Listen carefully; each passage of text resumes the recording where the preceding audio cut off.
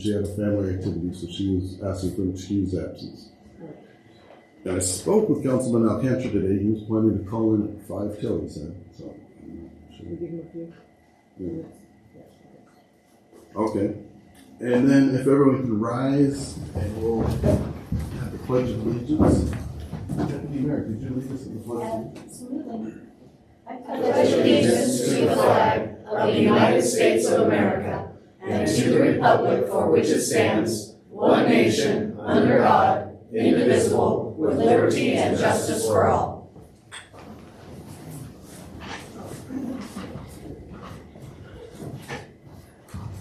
All right. We have the approval of the agenda, which includes the consent agenda, which will automatically happen when we approve the agenda, which includes action memorandum number 23-019, confirming the appointment of Tricia Sims to seat B on the Board of Economic Development with a term expiring 2025, and Sarah Tudor to seat F on the Board of Economic Development with a term expiring December 2023, and reappointing Janet Kincaid to seat E on the bed with a term expiring 2025, and approval of the minutes of previous meeting. And then also, because we've got an actual executive session at the end, I'd actually like to ask if we can go ahead and move council comments to just before the executive session, so as we get to make our comments before everybody takes off and we kick them out and all that. All right, so that would be our modified agenda. As amended. Yep. As amended? Yep. Second. Okay, let's go ahead and have a vote on that since I was so clear. Mr. Mayor. Oh, yes, sir. Sorry, this Councilman might be not needed, but since this is votes does involve the bed, my wife is one of the people on here. I believe it would be best me abstaining from even voting on this, if that makes sense. I know it's just important. I don't think it fits the threshold, but if Okay. you want to, I just don't have any kind of. if you want to declare, do we?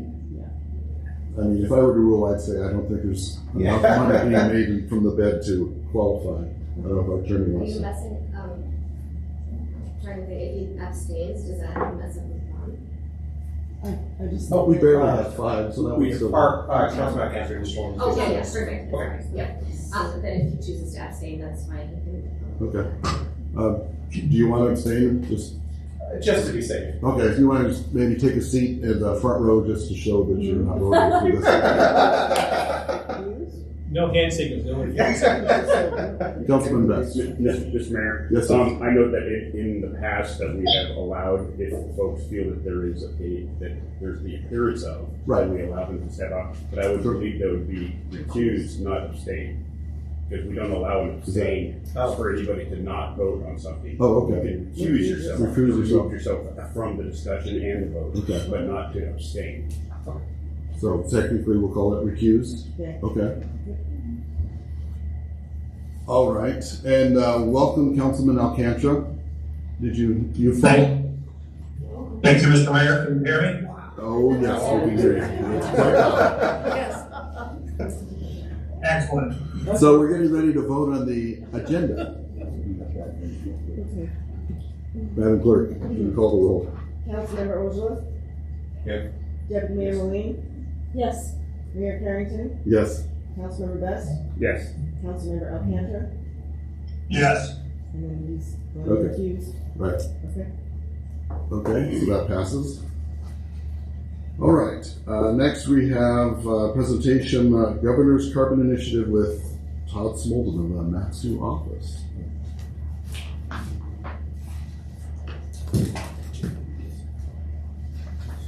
Good evening, Mr. Mayor and the Palmer City Council members, and also staff and constituents. Todd Smolden.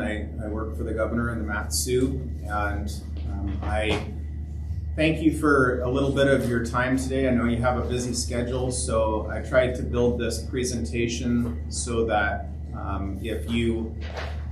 I don't have to go through all of it. I'm not planning on reading all of it. Just want to kind of hit some highlights, and then my contact information is there, but you should be able to read through it and kind of see what I'm trying to present. I'm hoping to give kind of a 30,000 foot level of what the governor's trying to do with his carbon legislation. I know that there have been some other community meetings, and different people have had a different take on this initiative and these two pieces of legislation, and so I wanted to kind of give you the governor's perspective, give you an opportunity to ask questions if you have any, and then my contact information is at the end. So like I said, you can reach out to me, or also constituents who have access to this can reach out to if they have questions. So if we can go ahead and take it to the next slide. I think that there has been a little bit of a misunderstanding among some in that the governor is, they believe that the governor is making an environmental statement, that the governor is establishing ESG policy, instituting carbon taxes. These are some of the, I guess, narratives that I've heard about this, but the reality is that a market exists for people who want to reduce their CO2 output in the atmosphere. And that is a reality.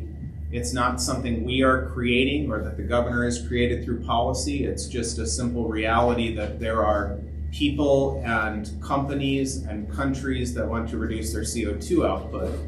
And so this market is driven by, one is a federal incentive, the 45Q tax credits, but most of this is voluntary in the sense that corporations are establishing net zero goals, carbon reduction goals. Countries like Japan are trying to reduce their CO2 emissions.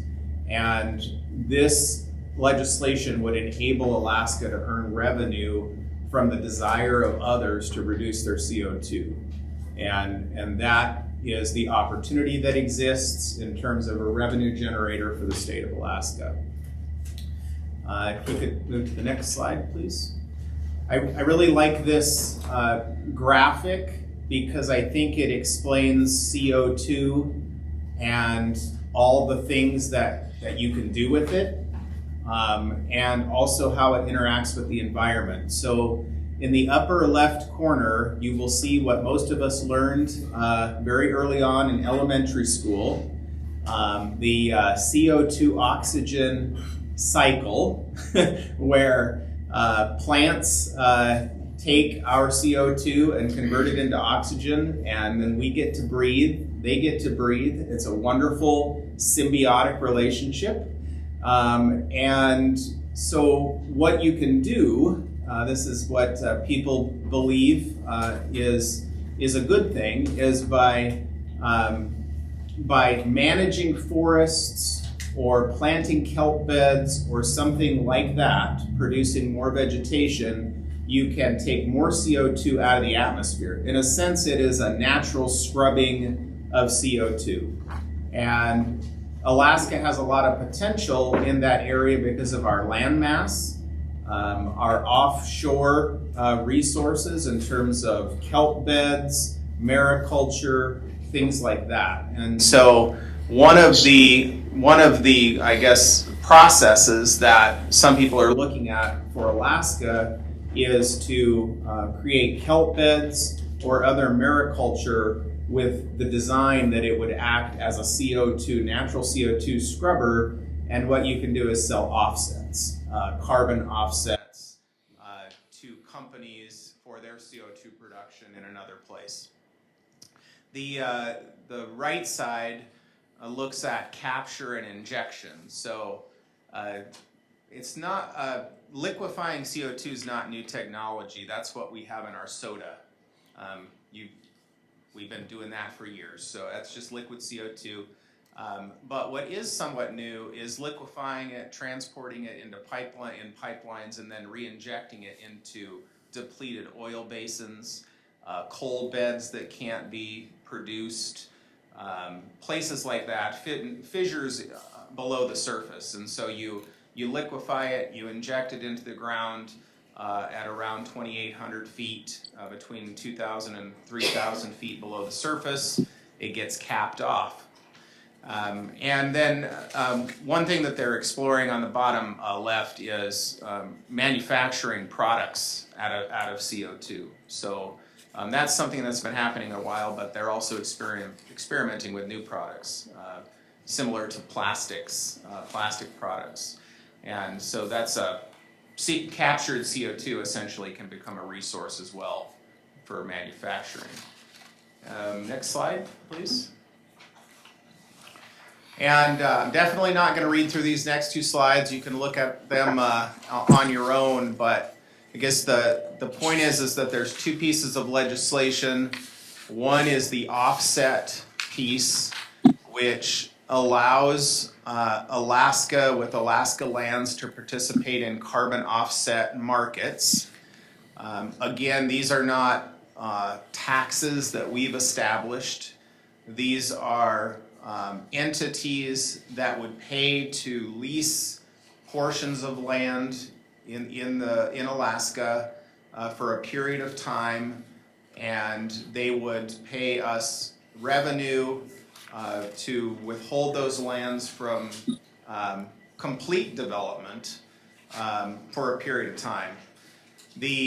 A question that's come up a lot on this is, well, how long is the land going to be held? Is it more valuable to use it for something else? Those are decisions that DNR and the public process will make based on the maximum best use of resources.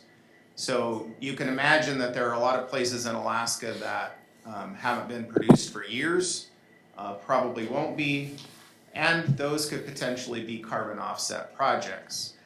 Another piece to this is that companies that would lease this or use these lands as carbon offset would have an incentive to manage the forest well. Because if you have an offset project and it burns, you have a problem. You've just released a whole bunch of CO2 in the atmosphere and you're not really accomplishing what you hope to. So many of these projects also have a forest management aspect to them. But the biggest question is, can I hunt, fish, recreate on carbon offset land? Yes. In fact, in some cases it would be easier to access because of roads and other things that would be built to manage the land that's offset. And then the next slide. This is the capture and storage legislation, and essentially what it allows is it allows for carbon CO2 to be liquefied, potentially transported in pipes. Probably if this went through, the initial storage area would be Cook Inlet. As it becomes depleted, it's easiest to access. It's right on the water, and it would be an easy storage area for liquid CO2. Who would do this? Japan has talked to Alaska about potentially transporting liquid CO2 that they have scrubbed or captured for manufacturing. If there was AK LNG, that could potentially be bilateral trade between Japan and Alaska. That is something that could be considered, where they would bring liquid CO2 and transport back LNG. It is a fascinating conversation, new technology, but it can't take place without legislation, without enabling legislation. Next slide, please. This is hard to see unless you have it in front of you, I realize that, but it's just a good example of how many of these corporations that already produce gas and oil in Alaska have established carbon reduction and net zero goals. And in fact, Santos and Repsol, who are working on the PICA project, have suggested that having some kind of carbon offset or the ability to store CO2 would enhance the possibility of that project moving forward, because that's a goal that they've set for themselves. And so this is just kind of an example of some of those corporate goals that have been established. Next slide, please. And this is probably my favorite slide because it gives me an opportunity to tell a little joke here. I don't know, some people think it's funnier than I do, but what I have heard is, this is a very progressive or liberal policy, and so what I like to always say is, look at all those blue states that are pursuing carbon legislation, and people who are astute and follow their red and blue state maps will look at those and say, well, none of those are blue states. They're all red states. They are. They all voted for President Trump last year. And they are all pursuing carbon monetization legislation and projects.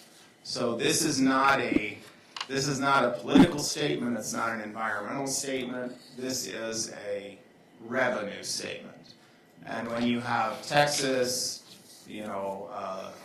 Louisiana, North Dakota, Montana, Wyoming pursuing this type of legislation, I think that should give you some pause and say, well, why are they pursuing this legislation if it's considered ESG or if it's considered, Green New Deal?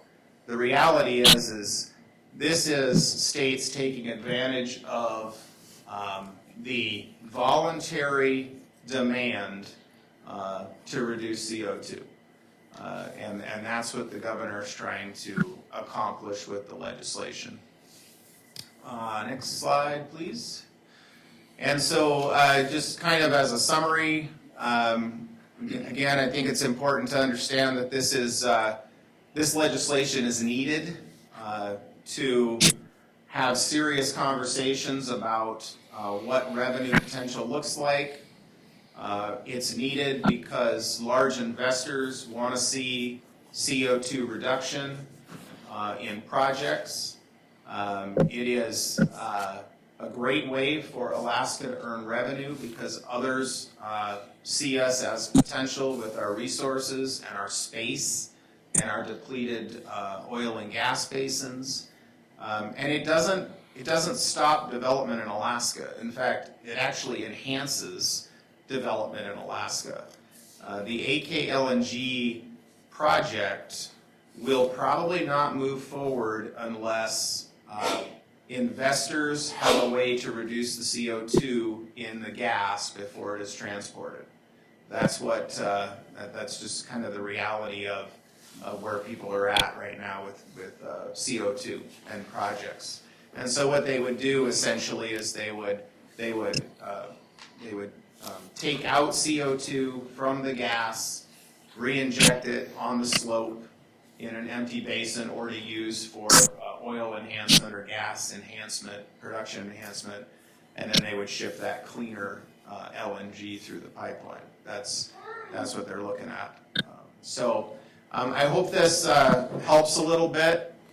It's very oversimplified. If you've watched any of the committee hearings, you're going to get a lot more, but I hope this makes a little bit more sense. I can happy to take questions now, or if anybody has any, you can reach out to me also at work.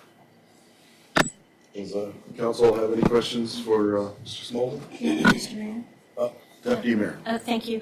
Thank you so much, Mr. Smolden, for coming in and talking with us about this. I really appreciate kind of the holistic overview. It's brief, but it's nice. What are some of the risks? Because I know that we see a lot of really good positive information here, but what are some of the risks? Is it anything different like we would normally see within the oil and gas industry, or can you kind of speak to that?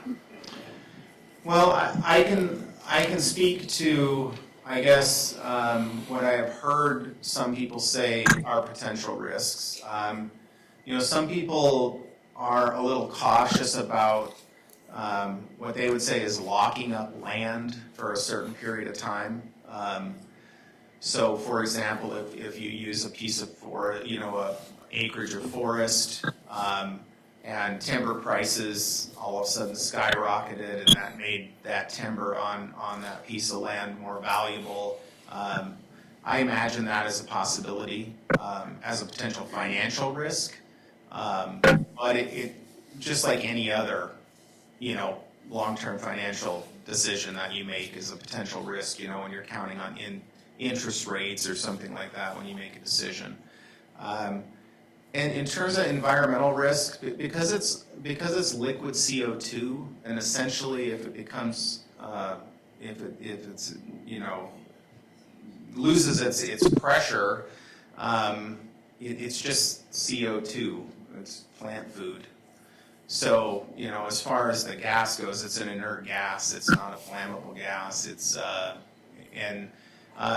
it also doesn't have kind of the same environmental impact like fracking and some of that stuff, because it's just liquid that's being re-injected essentially and filling fissures that at one time had a gas or a liquid in it. So I guess the thing I hear most is that somehow it's not really a risk. It's more of a people who believe that we are encouraging ESG policy by earning money from it. And how I would respond to that is that people are, Repsol and Santos, if they develop Pika and they want offsets, they're going to buy those offsets whether we provide them or not. If we don't provide them, they'll just buy them from Texas or Wyoming or somewhere. So I don't see us participating in this as encouraging more ESG. I see it as a taking advantage of an opportunity. And if we can still use our land, participate, recreate, all of those things, I don't see that as a risk. Mr. Manager. Thanks, Todd, for the presentation. Is this similar to the wetlands mitigation credits in process that we've had here in the state for the last 30 years? I'm sorry I can't really answer that question, Manager, because I'm not sure, but I'm happy to check into it.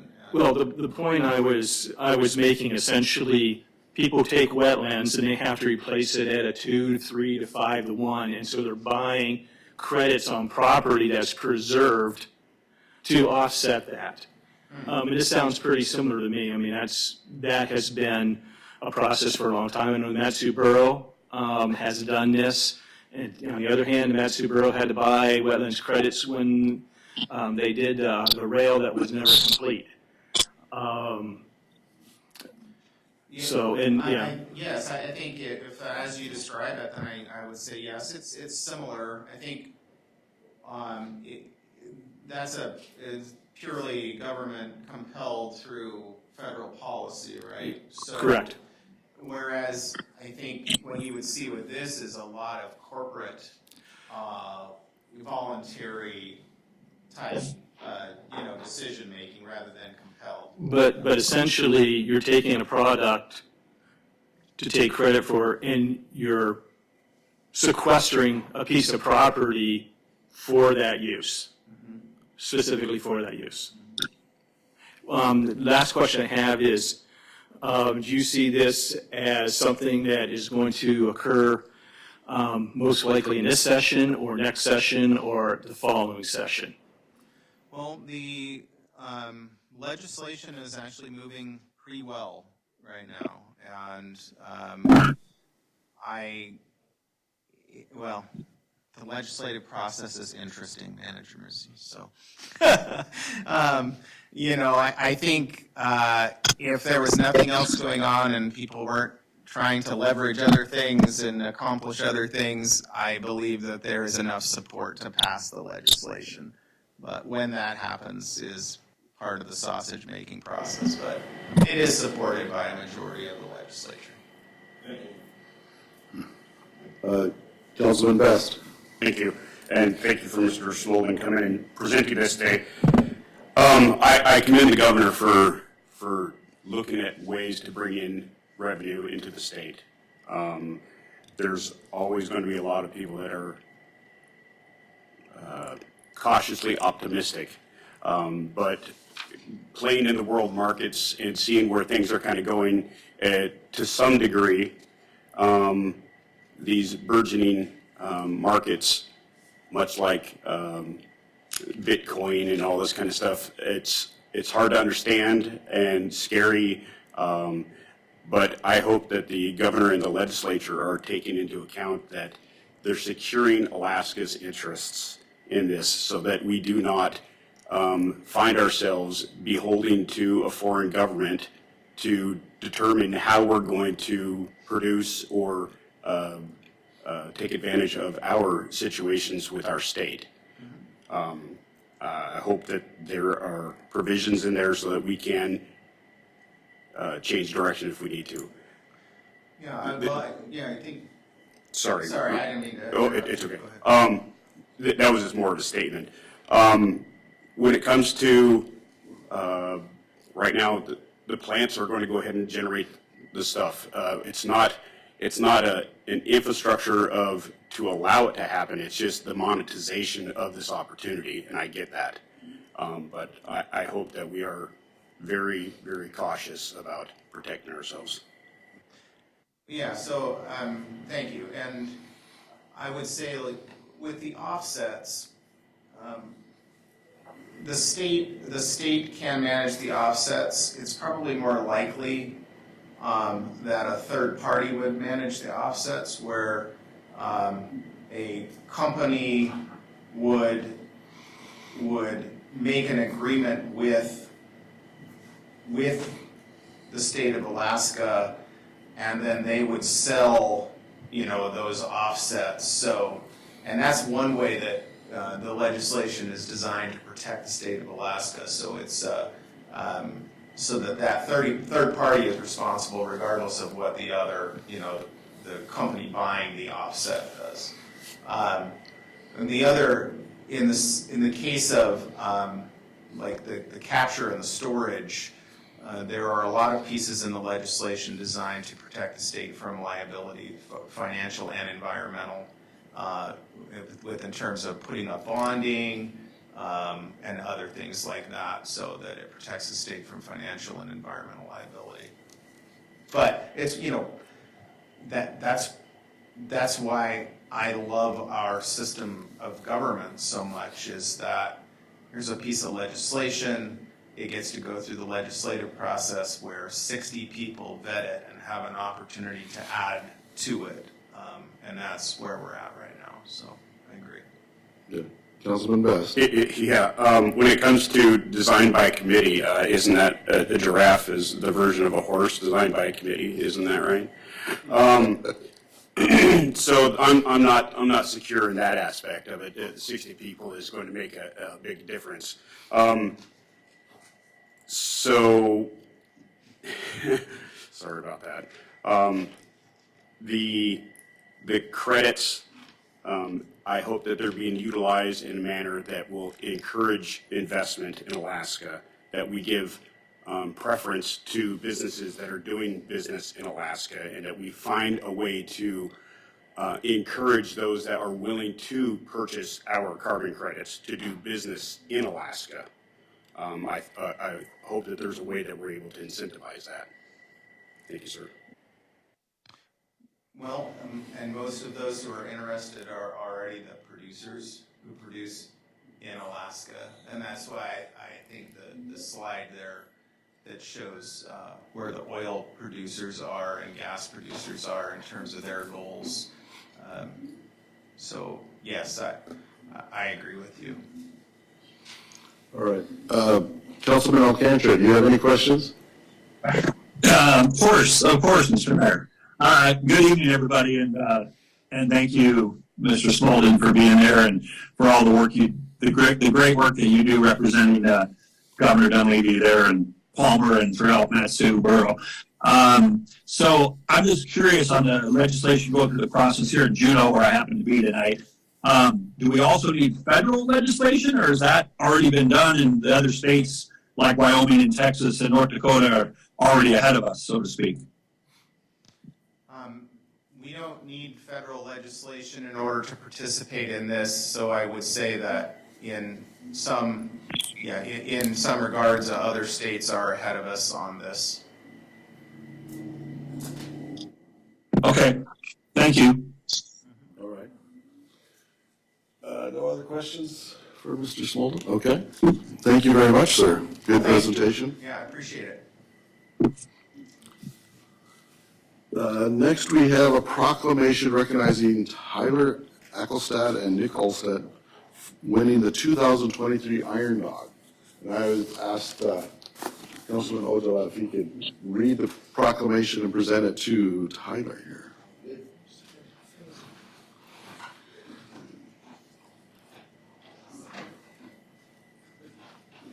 Yeah.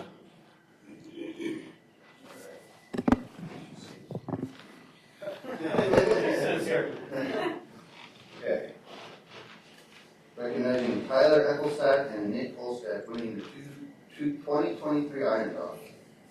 Whereas the Iron Dog Snow Machine Race is the annual snowmobile race held in Alaska since 1984, covering a distance of over 2,000 miles from Anchorage to Nome and finishing Fairbanks. And whereas the race is known for the world's longest and toughest snowmobile race, testing the endurance, skills, determination of its participants, and whereas the race challenges the toughness of the athletes, but also promotes the beauty and wilderness of Alaska. And whereas the race brings together local communities and visitors from around the world, creating economic opportunities and supporting small businesses. And whereas hometown hero Tyler Ecclestad and his race partner Nick Olstead serve as an inspiration to the future generations of Alaskans and snowmobile enthusiasts, encouraging them to explore the outdoors, embrace challenges, and pursue their dreams. Whereas the city of Palmer recognizes the value and importance of the Iron Dog Snow Machine Race and honors the dedication, perseverance, and contributions and success of three-time Iron Dog champions Tyler and Nick. Now, whereas it is proclaimed by the Mayor, City Council of the City of Palmer, Alaska, do hereby proclaim April 12th, 2023 to be Tyler Ecclestad and Nick Olstead Day.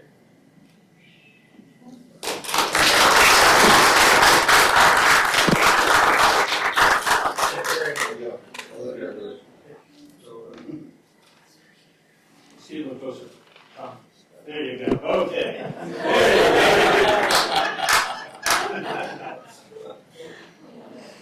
Thank you. Thank you. I don't know why it's this snowmobile at Reno City. I just want to say thank you, all you guys. Appreciate this as a lifelong Alaskan and Palmer resident, and this is an honor and privilege, and thank you guys very much. Appreciate it.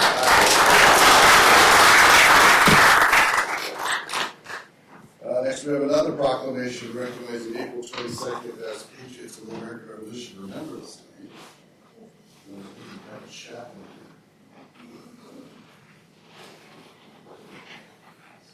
with you. Thank you very much, Thomas. No problem. I find getting tongue-tied really share the experience.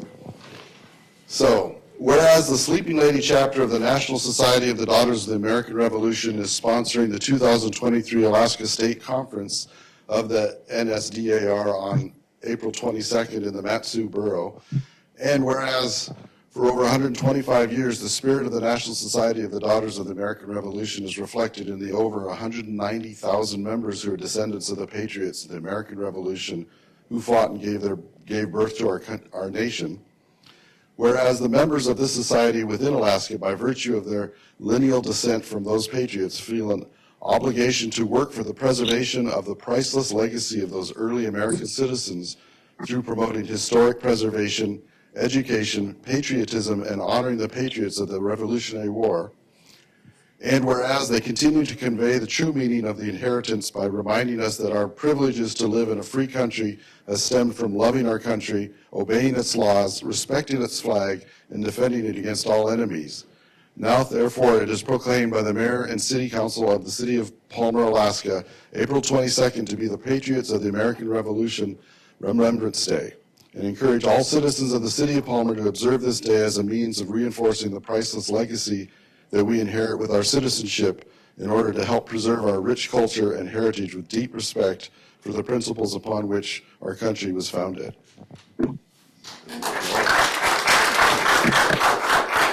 Oh, he wants a picture. Slammer. Okay. Did you want to say anything? You don't have to.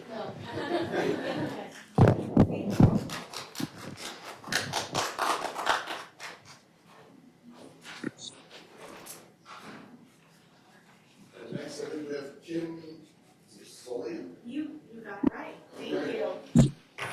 From the borough. Thank you very much. I know there was a little bit of confusion on who was coming when, and I was kind of pushing to, I'd rather have something happen sooner, and then we can have more meetings, because maybe we have more questions later.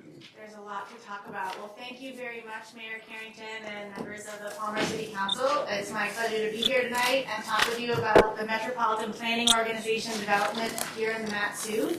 Again, my name is Kim Solian, and I work in the planning department for the borough, and I've been with the borough now since late 2019, and this is one of the first projects that I was handed in my role as Planning Services Manager. You can go ahead and change the next slide. So I didn't really know anything about metropolitan planning organizations or urbanized areas or any of the next steps that I'm going to talk about in this presentation that I got here. So this has been a big learning experience for me, and I'm still learning all the pieces and parts. So as you all know, that the Mat-Su Borough was designated as an urbanized area when the 2020 census was certified. And what that means is that there is a portion of the greater core area that is now greater than 50,000 people within a contiguous area, and there's a dwelling density that ticks the threshold to create that urbanized area designation. So the census makes the designation, and then once an area is determined to be urbanized, there are some federal requirements that tick into place. And one of those requirements that is required is to form a metropolitan planning organization within 1 year of the urbanized area designation. Another requirement of the urbanized area designation, once that happens, is that communities within the urbanized area need to manage stormwater differently through the MS4 permit. And I could come back some other time to talk about that because we're working on that project as well. So next slide. So many of you have probably seen this map. So this is the map that the census released of the urbanized area, and I believe it includes all of the Palmer city boundary. It also includes most of the Wasilla city boundary and then a chunk of land that's considered borough. And so when we first got the designation, they announced the title, the Wasilla, Kinnick, Fairview, and North Lakes urbanized area, and the city of Palmer wasn't added in the title, so that was confusing to us. And then in early January, they listed, they produced the maps, and then we know, oh, of course, Palmer is also included, they just didn't name it that way, so it was a little confusing. You can go to the next slide. So a metropolitan planning organization is a planning organization that's funded, planning organization and policymaking organization that's funded by the federal government. And MPOs are made up of local governments within that urbanized area boundary. And essentially the MPO will develop short and long range plans that look at what is the transportation infrastructure a community needs in the area that it's growing most rapidly. And the infrastructure is not just roads, it's also transit facilities, it's bike and pedestrian facilities, and roads. Once the MPO creates these plans to program where it wants the infrastructure, then it is allowed to program federal funds to support those projects. So the big change with once an MPO is formed and has created these plans, I'll talk about in a second, we'll get an annual allocation of federal funds to play with, essentially. Right now, how it works is the state gets an annual allocation of funds, and it decides where it wants to spend those dollars based on its own priorities, and the borough and the cities have to figure out on their own where they're going to come up with the funding or to seek federal grants or state grants to pay for that infrastructure. But now this will give us the ability to have some dedicated funding on an annual basis. Next slide. So there are 5 local governments within our urbanized area plus the state of Alaska. So the city of Palmer, the city of Wasilla, the Mat-Su Borough, Kinnick Tribe, Chickaloon Native Village, and the state. And since about, I think it was September 2020, we've been meeting as staff of the representing organizations to start talking about how are we going to form this organization, who is going to be involved, what is our structure going to be, and just bringing us all up to speed. Why we haven't come before you sooner is that we were waiting on that urbanized area designation before we really formalized our planning process and created some of these foundational documents. And until we had that designation, well, it was possible that we weren't going to be designated as urbanized, and so we would have done this planning for nothing, and we also weren't quite sure what that boundary would be. Next slide. Oh. Has features in my presentation. I didn't know that. So there are 4 main plans that the MPO has to create.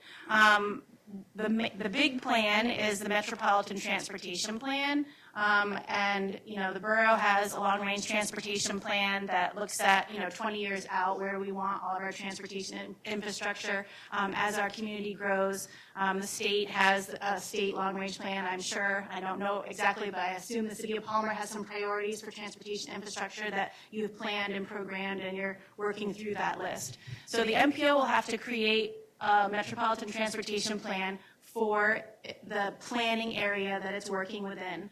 And again, it will look at bike and pedestrian facilities, public transit facilities, and road infrastructure. And then it'll also have to create, so every 5 years it does this Metropolitan Transportation Plan, and then it'll have to create a transportation improvement plan, which is like that funding list of, our short-term, long-term, and medium-term priorities. And so because we'll get an allocation of funding, every year we're programming which projects we want to spend money on first, second, third, fourth.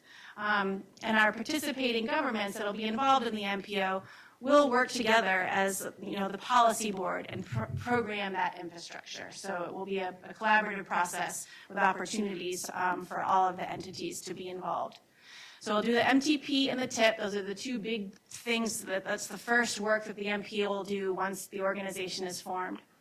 Every 2 years, we'll have to develop a very detailed work plan that outlines all the work of the staff, all these planning projects that we're going to do, and then it outlines a very detailed budget. And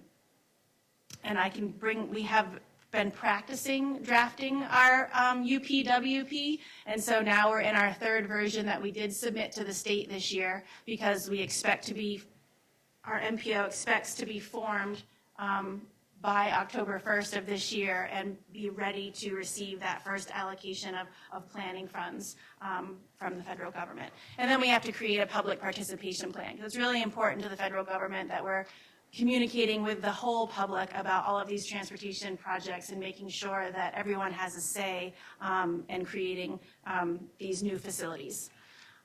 Next slide. So how is the MPO funded? Like I said before, it's the federal Department of Transportation is going to allocate funds for our MPO. So we'll get roughly about, we assume the state we haven't gone through our process of allocations. We'll be the 3rd MPO that stood up for the state. Fairbanks has an MPO and Anchorage has an MPO. Anchorage's MPO's acronym is AMATS and the Fairbanks MPO is FAST. We're very similar to the Fairbanks MPO because they're also a small MPO. The Anchorage MPO is a large MPO, and they do operate under some different federal requirements because of their size and population. So we expect annually to get about $500,000 to operate the organization, to hire staff, to pay utilities, rent an office, hire some consultants, things like that. And then annually, we hope to get about $10 million and federal funds, again, to build those different projects that we want. The MPO won't have to hire construction staff and engineering staff. The state's going to manage our large procurement, and they will manage the construction projects. But the MPO will really get to program those funds for our planning area. So there is a match requirement for the federal funds. So the participating entities that are involved in the MPO, the cities, the borough, the tribes, will have to pay, and DOT, 9.03% match on all of the infrastructure projects. So if the city of Palmer, let's say, programmed a stoplight over at, what is it, South Valley Way over here, where we could probably use some traffic calming measures, whatever the cost of that stoplight, you would be required to pay that 9% of that potentially, just to give an example. But that's more in the weeds of funding, and if the city decided, once we get to a project and we're programming these projects in, that you don't actually have the match money in a certain fiscal year, like we wouldn't move forward that project, you would get to choose. Next slide. So the MPO is governed by a policy board, and the policy board is made up of representatives of the representative governments. And so the MPO policy board isn't elected, it's usually appointed. So you'll have the opportunity to appoint someone to the policy board if you choose to be part of the MPO to serve in that governance function. Right now, Manager Musi is serving in the pre-policy board seat, but you all will get to decide who you want to serve in that role. We also have a technical committee or a steering committee that's made up of at the staff level of public works and planning side of transportation infrastructure, and right now Brad Hansen is serving in the technical committee or the steering committee role for the city of Palmer. Next slide. I already answered that question. You can go ahead and go to the next slide. So how is the MPO formed? So the MPO is formed by agreement between the governor and the participating local governments within the organization. And so we have to submit a package to the governor's office. It's called an operating agreement. I have a draft here. I didn't bring copies for everyone because it's still in draft. Basically, the operating agreement is made up of the operating agreement itself, which is a document that outlines how the organization is going to be run, what are the participating governments that will be involved, how are you going to submit reports, how are you going to make amendments to your plans. It's kind of technical on the structure of the work of the MPO. Then we'll have to submit our bylaws. And so the bylaws outline who are the members of the policy board, who are the members of the technical committee, how do they run their meetings, how are the members elected, and pieces like that. And then we have to submit a MPO boundary. So right now we're in the boundary development process, and I'll show a link to our website on the next slide. But one of the requirements to decide what is the boundary that the MPO will serve is that the MPO will encompass the total urbanized area that's delivered or given to us by the census. And then it has to look at a 20-year planning horizon and make a determination about, over the next 20 years, where do we think the population is going to go, and what do we think is going to become urbanized in the next 20 years. And so then we make a prediction about that, the growth of the population and where we think it's going to go, and draw a new boundary. So that will be called the Metropolitan Planning Area Boundary. That process is still in the works. We have a draft boundary on our website, and we are collecting public comment about that boundary and getting information from the public about if we need to adjust it or change it. You all have a little document here, a little pamphlet that I passed out. In this document, there's a map, and it highlights in red the draft MPO boundary that we're working on right now, and you can see that it encompasses the whole urbanized area. There's more information about that on our website. So we have to finalize the boundary and get everyone to approve that we have a boundary, and that's the boundary that they agree on. And then we need resolutions of support from all the participating governments. And so this is, some of the conversation and questions you all might have. A, do you want to be involved in the MPO? And if you do, we have a draft resolution. I don't know if this handout was provided, but I can give it to John, and you all can look at it later. But basically, we need the borough and the cities, if they both want to be involved, and the tribes to submit resolutions saying, we agree with the process that the pre-MPO has gone through to decide this is who we want to be, this is the membership, this is the structure of our organization, and we commit to being involved. And then with that, we decided early on, because there was no sister organization to house the MPO, that the MPO needed to become its own nonprofit organization. So additionally, with this resolution, you'll be naming that yes, you support the formation, you support the boundary, you support the work that's gone into the organization of the structure, and that you are nominating a person from your organization to serve on the policy board and as a member of the board of directors for the nonprofit corporation. Because we're working on a timeline and we have to form the MPO within 1 year of urbanized area designation, we're expecting to get our resolutions and our operating agreement package to the governor's office in June. And so we have the next 6 weeks or so to finalize all of these documents, get you draft copies, and potentially come back if you'd like us to work through the resolution process. Just a couple more slides. So like I said, there's a timeline that we're working towards because we're trying to shoot for that October 1st date.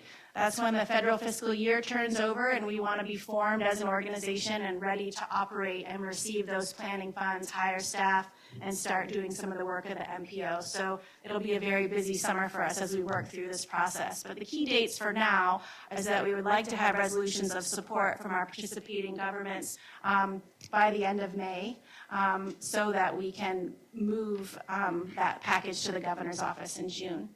Next slide. Again, I talked about the resolution. Here's just some language from the draft resolution that I wanted you to have, and I'll just make sure to give this copy to John so you can have it. And basically the resolution that just outlines, forming an MPO is a federal requirement once an area has been urbanized. It talks about some of the statute around when an area exceeds that 50,000 person population threshold, and it goes through some of the history that we've been working through the last couple of years in terms of the pre-planning process for the MPO, and then the resolution then ends with the city naming, supporting the formation and naming your representative to serve on the policy board. Next slide. We have a website, it's mvpmpo.com. It has all of our past meeting minutes, all of the foundational documents that we've drafted to date. It has the boundary development process and maps, comment map, if you want to go in and look at that and make comments about where you think the boundaries should be adjusted or not. And it has the list of all of our committee members who've been involved in the process to date. I think I have one more slide. It might just end with questions. So I know I gave a lot of information. There's a lot of details. I know you have a busy meeting, and I'm happy to come back anytime if you want a work session or talk more about this in another setting. So I'll start with a question. Just so I understand it right, because of the urban designation, we will no longer be doing projects through the state STIP process. They will go through the MPO. Is that true? Both. I think the MPO will have its own process, and we will be programming things in the TIP, and they will flow to the STIP. But the state will still also be doing projects, and the city of Palmer is also very welcome to also continue to do projects. So the MPO will just have another layer, and then, like I said, we'll have access to that $10 million that we can program towards projects annually. Okay. Council have any questions? Councilman Tudor. Thank you, Mr. Mayor. I just had a question. Do you happen to foresee any changes in requirements for road construction, maybe like changes in width or needing to have, pedestrian walkways where we didn't need that before with this change? So there are some, I'm trying to think, I don't have my MPO expert with me. I usually have phone a friend on speed dial, Donna Gardino, who's our main consultant. What I believe she said is that there is a requirement to have a complete streets plan with the Metropolitan Transportation Plan. So that will require us to look at road corridors and their use, their functional class, and then if it's a larger road, a minor collector, there are some requirements for safety requiring a pedestrian facility. But I would have to come back to you with that specific answer. I really appreciate you doing this presentation for us. Thank you. I wonder if they'll require us to pave all our streets. Councilman Best. Thank you, Mr. Mayor. This is more of a statement.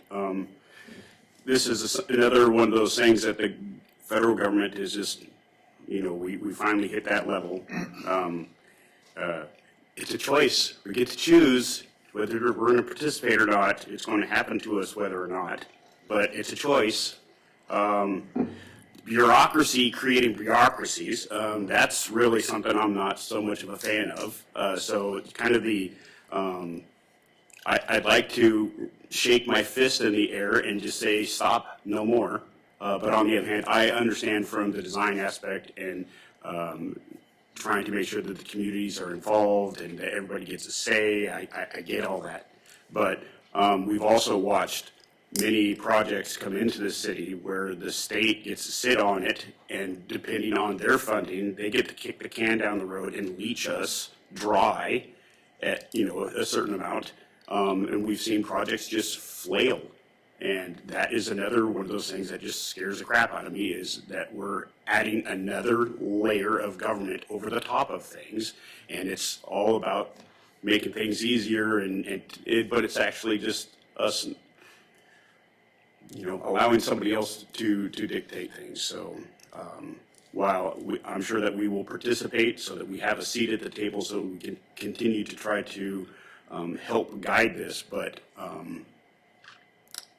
yeah, it's I don't see this as something fun for us to have to do. Deputy Mayor Lee. Thank you, Mr. Mayor.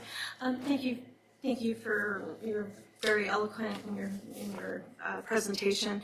I do think that your recommendation on coming back and maybe perhaps doing a working session or however we do that, because I feel I'm not comfortable either. I just think that in order for us to be good stewards of the city policy and funds, I want to make sure that we have a more clear understanding before final decisions are made. So thank you for that, and I hope that maybe we can work together to facilitate that. Okay. Any other comments or questions from the council? Well, thank you very much. Thank you very And you say you want some paperwork from us in next month, huh? I'm happy to come back, and yes. Okay. Yeah, we'll be in touch. Mr. Mayor. Oh yes, Councilman Alcantara, sorry. Yeah. Hey, this is, it's okay that she left. She's there. Thank you, Ms. Louise, for coming in and testifying. This is more for our city manager and our city clerk. If you would just make sure that any documents that she handed out are copied and put in my mailbox. I returned from Southeast on Friday, so I'd appreciate that. And I look forward, as the deputy mayor said, to having another work session here, hopefully in short order. So thank you very much for your time tonight. Okay. And I've heard rumors that they actually emailed them to you as well. Okay. Next, we have reports, starting with the city manager's report. So yes, thanks for Kim for coming. This first thing which she talked about, the MPO comes with money and a seat at the table, and Mr. Best was correct. We don't have to participate, but we don't have a voice and we don't have money. The other thing that I'm more concerned with is what they're calling MS4, which is stormwater. Now, I think we're doing a pretty doggone good job with our stormwater and how we're handling it, but it all has to be documented. We have to provide public training, that sort of thing, and that's going to be a cost with no potential money coming back. So I think if we do that, although they're separate, because at first everybody that combined, we need to talk about both, because changes is coming for us, and we cannot participate, but we still have to meet the requirements. So I thought that was a good thing. I'm planning on the next meeting on having a draft resolution, maybe not the exact same, but I'll modify it to us and put it on. And then if you need more time, you can postpone it to future meetings. But I just don't want this to be at the end of May and say we haven't seen a resolution yet. So thank you very much. And I apologize, I'm going to talk a lot tonight. So next meeting, we have the Arctic Winter Games presentation by Amy Spargo coming to the City Council to look for sponsorship. So they are going to be, and this is spring break next year. These are all the Arctic nations that come, young adults and kids that participate. They're going to be housed at, I believe, Palmer High School, Palmer Middle School. Those facilities are going to be used in our town. They're also asking for use of the depot and also to the MTA Center. This, stepping back and looking at it, and I want to say myself and my good friend Brad were a little irritated that at the beginning we got assigned to what events as opposed to compete for other stuff. But I think working through this is going to be a good opportunity for us to, number one, bring more folks into the city of Palmer and really take advantage of the opportunity, and we're working towards this. If you look at it, and I think it would be fair to say, this is probably a once in a lifetime for the city of Palmer as far as we are all concerned. This is at least going to be a generation plus before this comes back to the Matsu Valley. So it's a good opportunity. It's going to be a little bit pricey for the request, almost all in kind. But myself and Mr. Hanson are looking, how can we take advantage of this for the benefit of Palmer? And I think we can do that. I think it's going to be a good thing for us. So the second thing I have is I'll read this here. So part of my thing is regarding the library. And so we have expended $12,700 to shore up the library structure. We almost have all the books out, materials out of the library that haven't been damaged. We have an annual lease at the 137 Arctic Avenue for the interim library, $82,800 a year, and then the Steel Loop storage facility at $48,000. So that's about $132,000 annually our cost for that. Little high, but it's a whole lot better than anything else we could find, and it was bound and determined to keep the Palmer Library inside the city of Palmer. Also, too, this week, before tonight, we have an RFP out for architectural services that will come back to City Council for approval. We're hoping to have quite a few businesses kind of step up. This is a good project, but I would like you to, as City Council, consider this is a legacy project for you. This is a facility, whether it's redone, rebuilt, built brand new, brand style, will really last 40, 50 years. And this is a tremendous opportunity on looking at how we're going to shape Palmer through this library in the future. And the library has been getting some attention recently. So we put together this handout, and there's some available over there, regarding the Palmer Public Library as far as use of materials. So this has been done a while ago by the City of Palmer. In there's a Library Bill of Rights, freedom to view, freedom to read. Important for the City of Palmer is a collection development policy. This is the policy that was established on how the collection is made. And then also, too, if there's something there that's not appropriate, wrong location, that sort of thing, or should not be there, there's a materials reconsideration policy and a plan that could be. Our current librarian has been close to a dozen years or more at the library, and we've had about 24 instances where this has had discussion, but we've never had anybody apply for the materials reconsideration policy. So one of the things that's kind of interesting that I knew about but didn't know details is we are members of the Alaska Library Catalog group, which means if you have a library card, you can get, if it's not in your library, you can put in a request and get that book, whatever it is, or materials, CD, DVD, 8-track, there's no 8-tracks, sent to that library, put on a list. So if we do not have the book and it's available, it can be requested. So the book in question that we've heard about the last couple of meetings was in our library. It was, for clarification, it was in the adult section. That has been requested through this. There's a lot of attention. There's a lot of people who want to be able to view what this is and how it affects families and that sort of thing.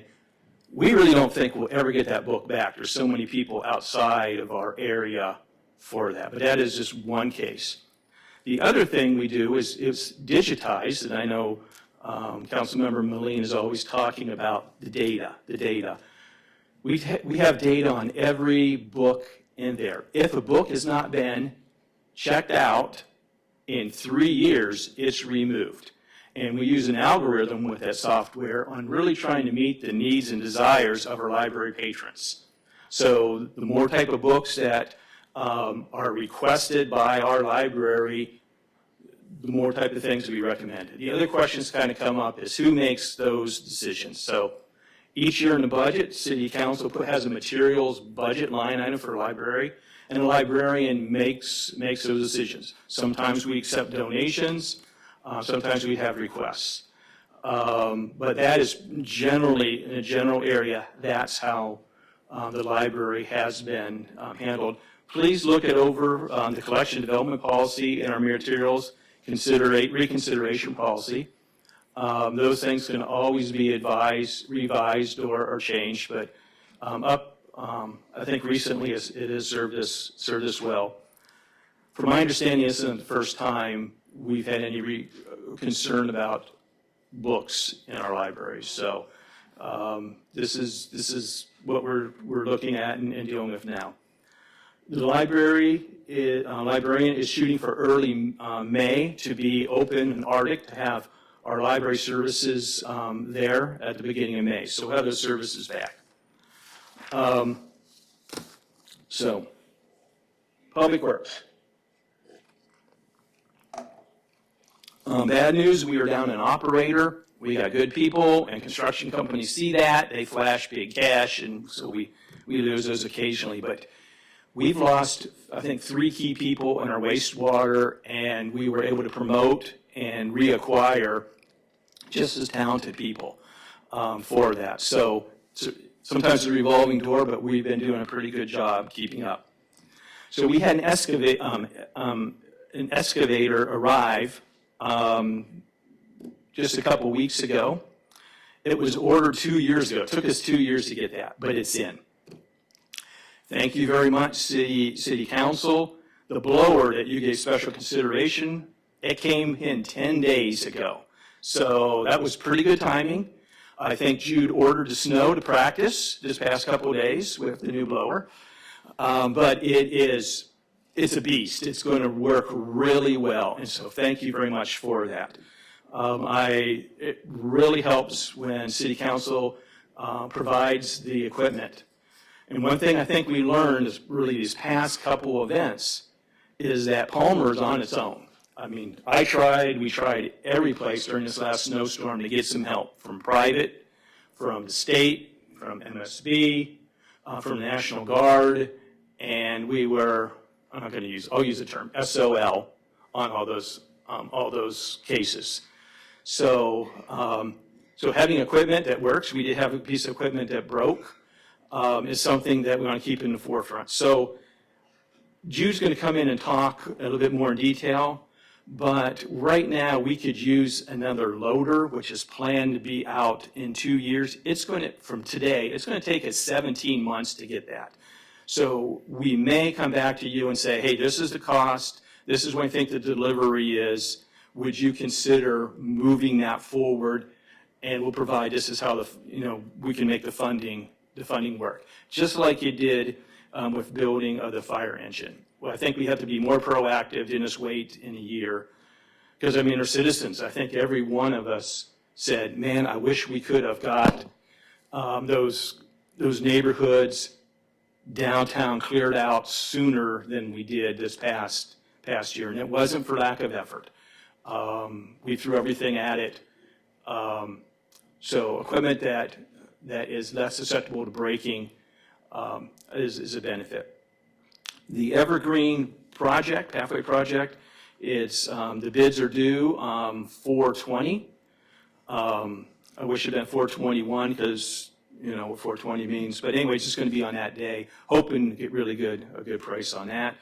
Reservoir 4 project is out Monday, and we're working on the booster station to get water to Colony High and Colony Middle. This is the $2 million that is being sent from the Matsu Borough to us for that improvement.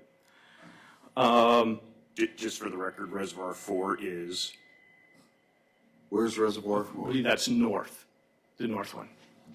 And if I'm wrong, I'll tell you next meeting. But I believe it's the north one.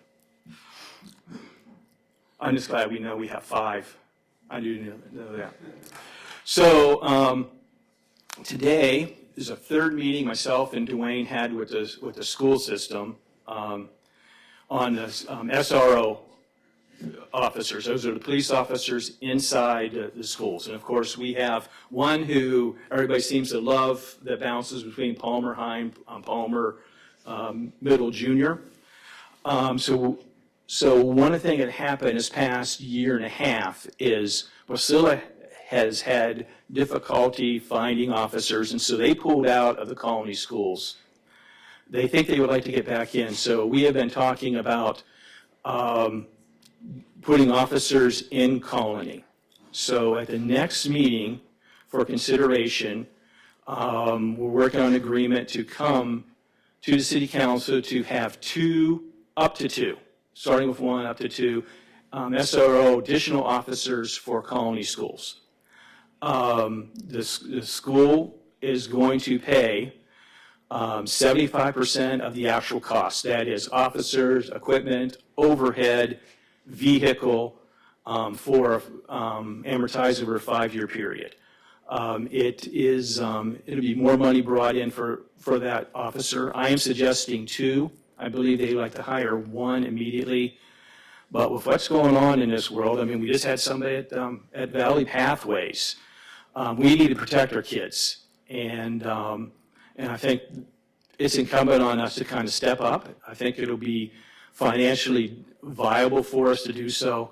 And the other thing, too, is we're going to have these officers during the summer, and we know we need more officers with the number of people coming in, potential problems, try and nip those in the bud of our officers. We'll be talking about that next meeting with the attorney.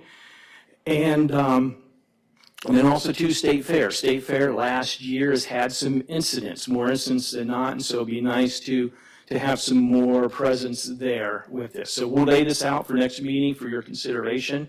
The school board is looking at the same, but I'm really happy that we have really a good leadership and a good staff, and we're becoming pretty robust to really, it all comes down to, how well can we serve our community? Are we providing the services? And I'm kind of proud of what we've done so far. We have more to do. Last thing is Saturday, May 13th. There is the bike blessing, but just as important, community cleanup. Same area, that will be over at the library parking lot. The chamber is participating with us this year, and AK Demo is really kind of stepping up to kind of help us with that. Last year, we had the MTA Center for the week. We had dumpsters there so people could bring that stuff early. We are working on that happening again. We have Claire doing the kids' face painting. There will be more than 2 bikes this year. And of course, the big yellow bags and T-shirts for the participants. So we really want to make this a big thing, have people take pride in their town, and as a manager, get a whole lot of free labor for a T-shirt. That is all I have. All right, with that 37-point report, Deputy Mayor Moline, you have a question or two? I just have one for Mr. Moosey.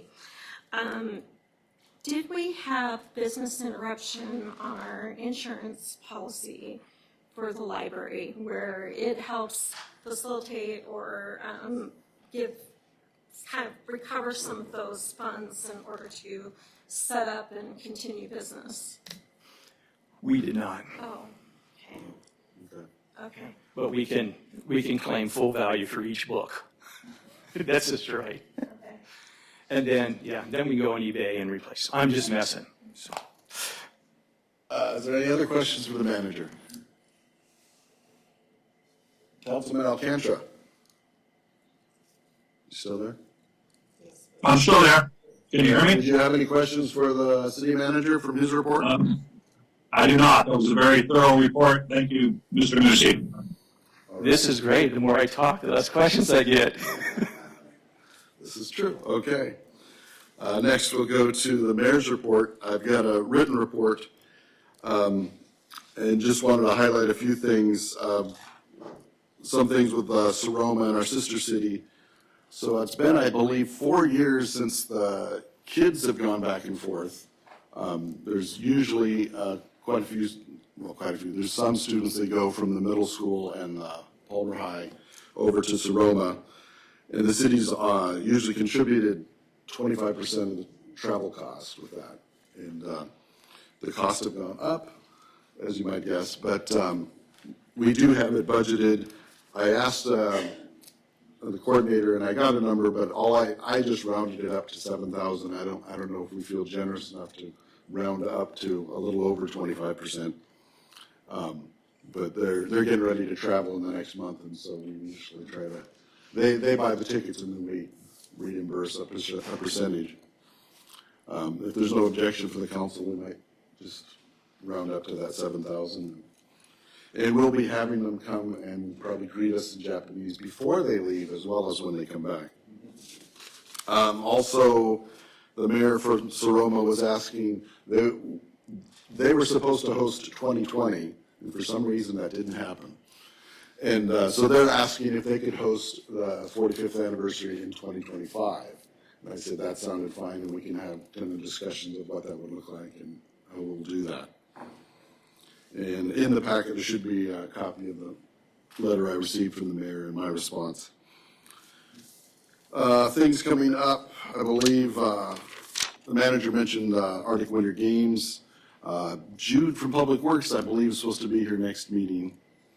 And then also April 25th, that meeting, our next meeting, our attorney is going to do a public safety and beautification initiative presentation.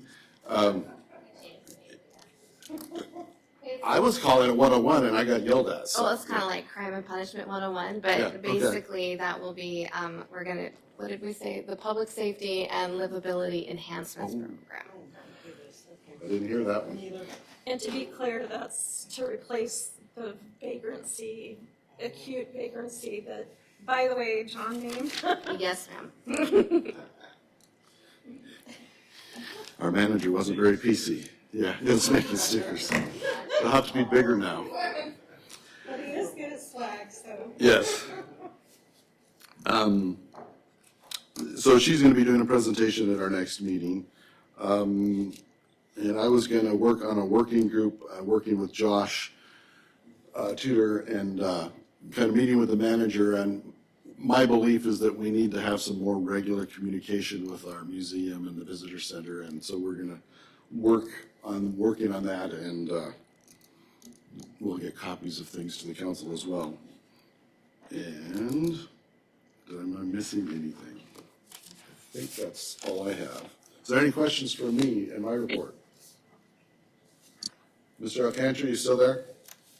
I am. I do have a question, please. Okay. Thank you, Mr. Mayor. Sorry, I can't tell when you guys can hear me or not. I appreciate your written report as always, and really curious about the Seroma piece.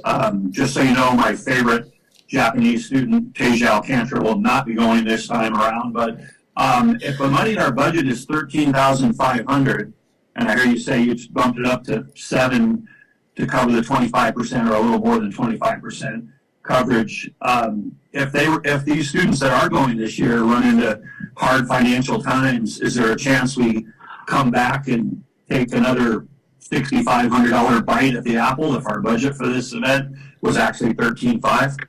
I believe also we host students later in the year, and so I think some of that money is also set aside for that as well. Okay, very good. Well, I need to get further education on it, obviously, and I appreciate it. Thank you. All right. Is there any other questions for the mayor at this point? No. Okay. City clerk's report. I do not have a formal report, but I'm happy to answer questions if anybody has any questions. Councilman Best, a question for somebody. Actually, it was still for the mayor. You had Okay. mentioned in there the executive team of yourself and Josh. I was on that, but I asked to be removed and have Pam put in as, is that still on? I started with trying to have a group of two, so I was going to try to work with a group of two, and I'll pester anyone else. So if we get stuck, I'll be pestering people. So, Mr. Mayor? Deputy Mayor, yes. Thank you. So in respect to that, and just respectfully, I will say that because I've worked on that from the beginning, from quite some time ago, I do think that it is appropriate that I have input on that. So that's just what I'm going to say. Okay. Well, we can have some more discussions on that in the future then.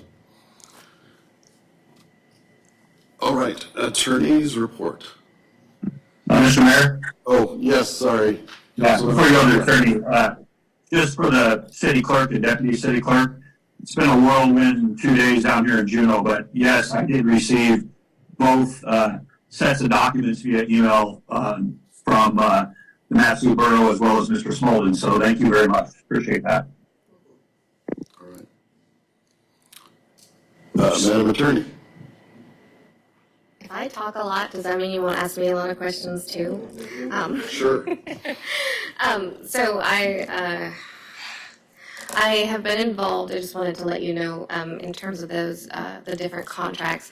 I've been involved in reviewing the agreements regarding the student resource officers and the MOUs as they've been progressing. I've had no concerns with it.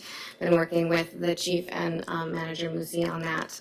Super excited about that as a mother. But they're right now, favorable to Palmer, and they've been in process approved as we've been developing that agreement. I've also evaluated the library processes and procedures that are located in the manager's report. I wanted to clarify that they are fully legal as well as they fall within national and state standards, the different processes. And specifically, the two that are I think are the most relevant to us would be the Palmer Public Collection Development process. This is a multi-step process for how material is gathered and placed into the library. It has been in existence for several years in writing and documented. This isn't something that just verbally evolved. They've had this policy developed and documented for quite some time. The materials reconsideration policy has also been in a written form and available for several years. So I did some research on that. The most often contested book under materials reconsideration policy has been the Bible. It's been repeatedly asked, people have repeatedly requested to have that removed from the library. And then they approached the librarian and she went through the process with them, and which is which is a discussion, and then explaining the collection development and the library bill of rights. And every single time that request to have the Bible removed has been withdrawn. So that is why we have not had an actual materials reconsideration policy go all the way through for an individual book removal, although we have multiple versions of the Bible in it's not a single book in the library. In terms of to reiterate the book in question, I just wanted to add some factual support to what Manager Musi was saying. The book in question was in the adult section. It was literally physically located across the library from the children's section. It was categorized in adult and specifically categorized and placed under sexual education. In addition, we're referring to a single copy of a book, not multiple copies of books. Just so you're aware of it, there was a single copy of that book, and it was placed there. I also want to clarify a couple items on behalf of the city.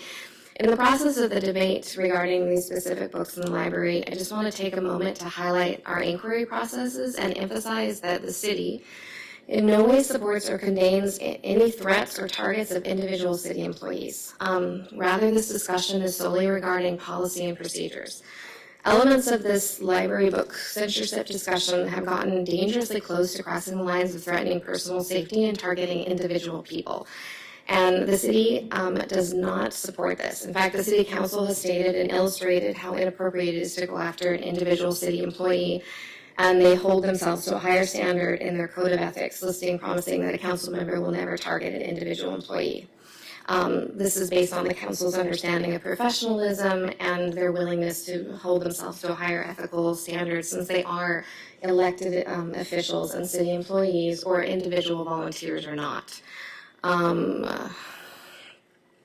As a reminder, the processes for inquiries and concerns as they evolve, which we're always going to have many, that's what City Council is all about.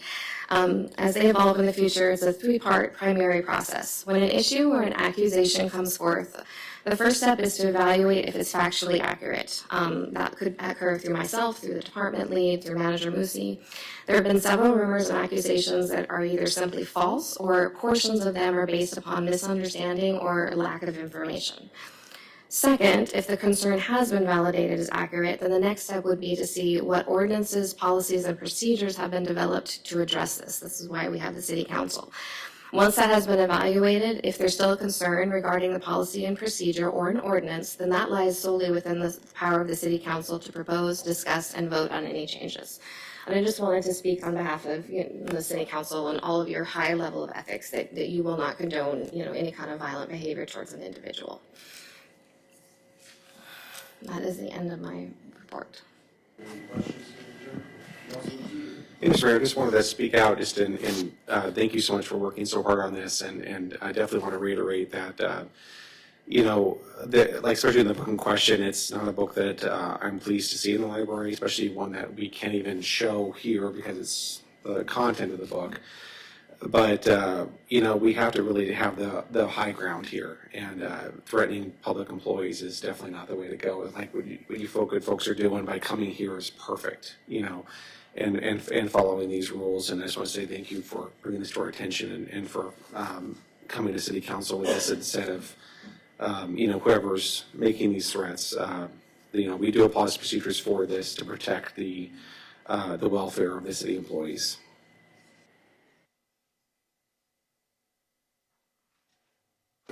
Thank you. So am I sorry, I think I might have missed the memo here.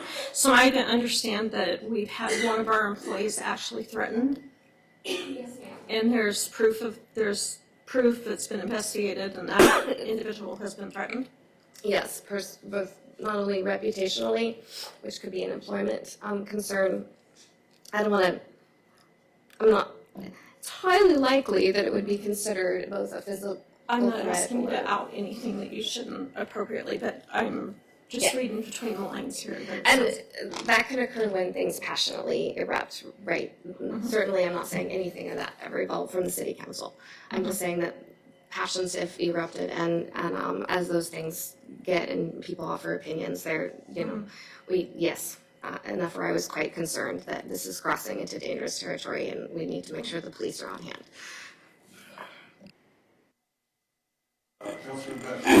Thank you, Mr. Mayor. This is more of a comment to the attorney, and hopefully she has some insights that she can maybe get back to us later on. But we had a presentation this evening about the Matsu Borough and this process of going through this planning. And much like we've had in other discussions where there's an eye-opening of what nonprofits different governments have. And I think that it is, and this is me just expressing this, nonprofits have a place, but they seem to be for a business entity that is a taxing structure so that it is a little bit easier on that entity for the federal government aspects.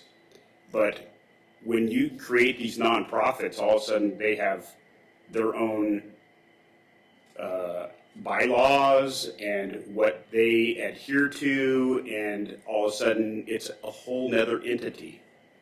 And I have concerns at a much more than the city level with all these different government organizations holding these nonprofits, and then all of a sudden these nonprofits, I mean not all of a sudden, but through time, these nonprofits change exactly their perspective, their goals, how they operate. All of a sudden you get fiefdom being built, and all of a sudden you get like, there's some nonprofits that are out in the valley that all of a sudden the outgoing board gets to pick who their replacements are, and we've got, this is just horse hockey. And I'm curious about whether or not that we are continuing to set up, not just we, the city, but the state, the federal government, everybody else, utilizing this potentially improper tool. Because I think what it was originally set up for was a different reason, and what we're utilizing it for is a mechanism to be able to slide money from government agencies, utilizing it properly, but it gets to where it is sticky and it becomes convoluted, and then all of a sudden these nonprofits have a different vision and scope and directive. And these entities, cities and other municipalities, are stuck holding the bag, and also you have to have these affiliations with all these different groups. So I would love to hear some insight from your perspective on whether or not this is the right mechanism. Do we need to start pushing at the state level? Do we need to start pushing at the federal level to change how they are labeled, whether it's another 501c3 plus whatever, and then we put another acronym and it's just for governments to utilize, and then they can just be less defined in what their process is. They are just going back to the entity that they are created under, and then that is your umbrella. I'm not sure if I can answer that correctly, but in general, mission creep is something that has a term and is entitled, and something that certainly occurs with nonprofits quite often, and founders get concerned and want to build that in. Right now in Alaska, entity-wise, we only have so many options. We have a C corporation that can be for-profit and is up to this board of directors and the stakeholders. We have an LLC that has membership. We have government entities with their defined rights and authorities, which is rarely being able to accept funds unless they come with specific clarified titles. And we have nonprofits, which have traditionally have the most fluidity in them because they're not for profit, meaning that a stakeholder could not sue the board of directors of a nonprofit because they are allowed to have multiple options other than just making money. Like I, as a stakeholder, could or a shareholder, could sue a C corporation for not making the best. If they chose to make an environmental distinction or a something for someone's mental health that cost me specific money, I could sue them because they should only be looking at the dollar. Now, there are many states in the United States that have adopted something called a B corporation. I don't know if you've heard of that. It's a fascinating blend allowing for expansion for a nonprofit concept for a for-profit model, which would allow significantly less mission creep. Alaska has not adopted this yet. It came very close in the last couple of years, but there are, I think, 26 other states that have developed it, and it is called a B corporation. So in terms of discussing that philosophically regarding what other options are there are other states that have evolved other options, and the B corporation is it.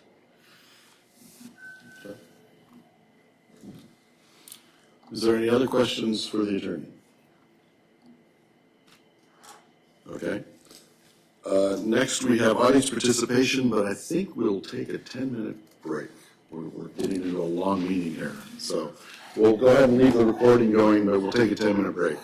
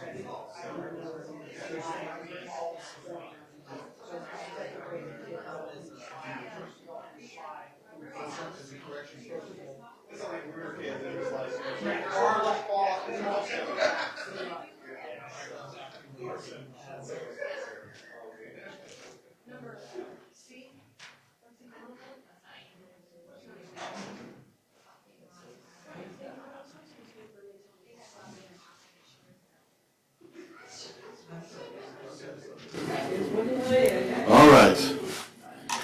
Coming back to, I guess we suspended? I don't know what. No, you just took a break. We took a break. Okay, so we're back from the break. Yep. Audience participation. Council meeting rules protect your right to testify and be heard even if others in the room disagree with you. Council meeting rules also ensure that those attending can express their views as long as they do not interfere with the rights of others to see and hear the proceedings. At all times, order and decorum will be maintained in keeping with the dignity of the legislative process. The views and opinions expressed during the audience participation are those of the speakers and do not reflect the view or opinion of the city or its officials. Okay, first audience participation, we have Rosalind Simmons, and I think she said she was good because I had her, it's actually right there in case we're wondering, yeah. She had a correction for the minutes and we made sure we got it, so we will fix that. Jackie, go forth.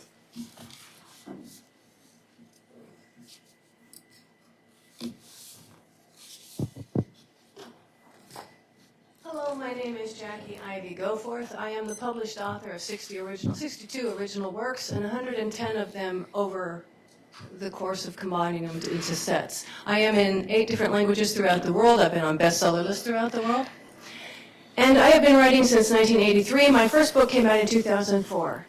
This is a history lesson. In 1968, the Motion Picture Association came out with ratings of movies, GPGRX. There was not really a rating for books. They were youth, young adult, children's, adults.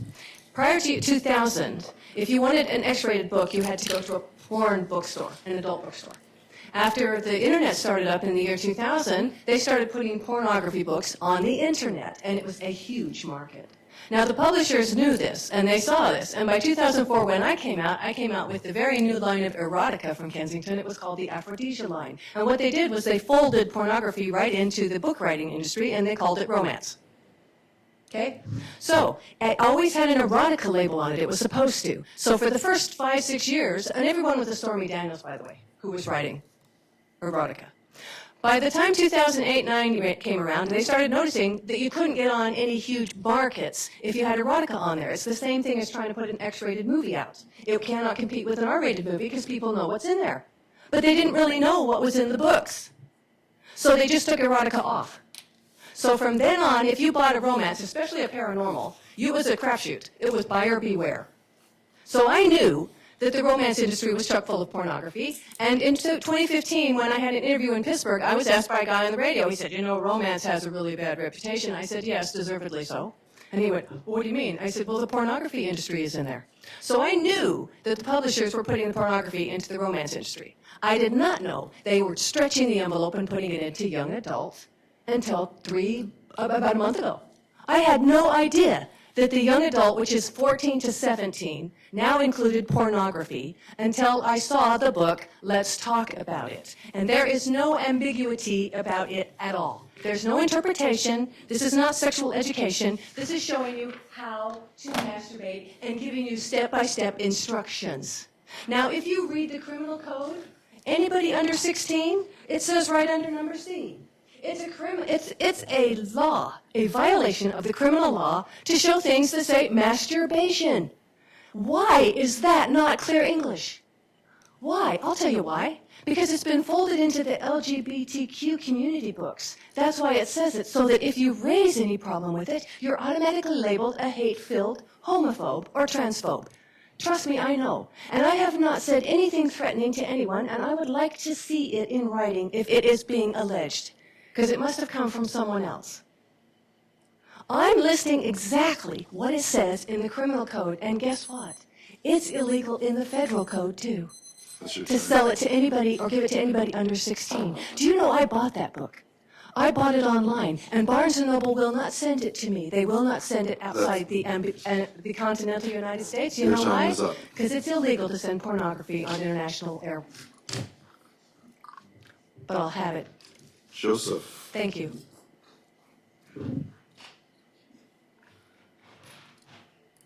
Well, good evening. I'm Joseph Pereira. I want to talk to you guys a little bit of update stuff on the Palmer Family Park.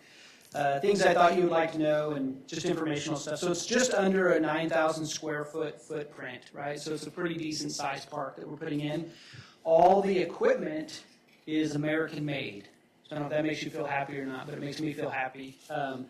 Our general contractor is actually a local Palmer resident. It's our general contractor, so that's kind of nice. The equipment is going to be shipping at the end of May and arriving sometime mid-June, depending on, our transportation system up here to Alaska.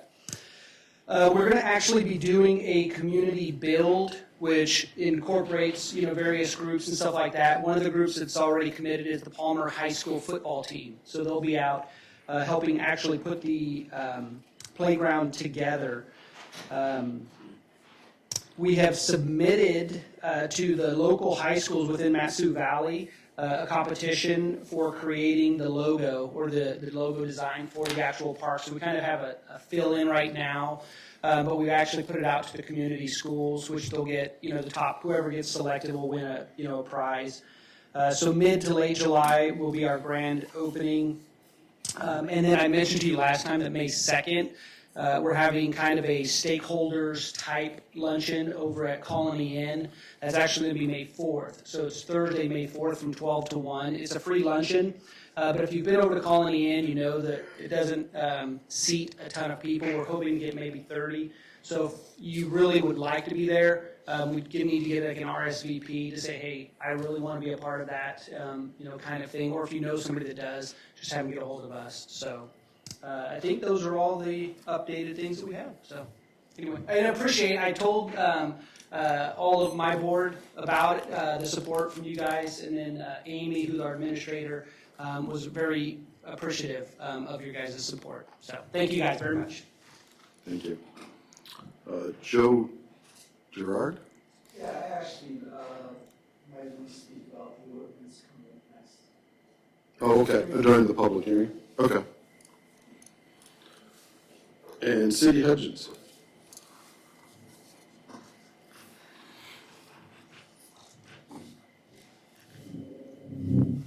Good evening. My name is Cindy Hudgens, and I live here in Palmer. I wasn't going to talk tonight, but, there are so many things.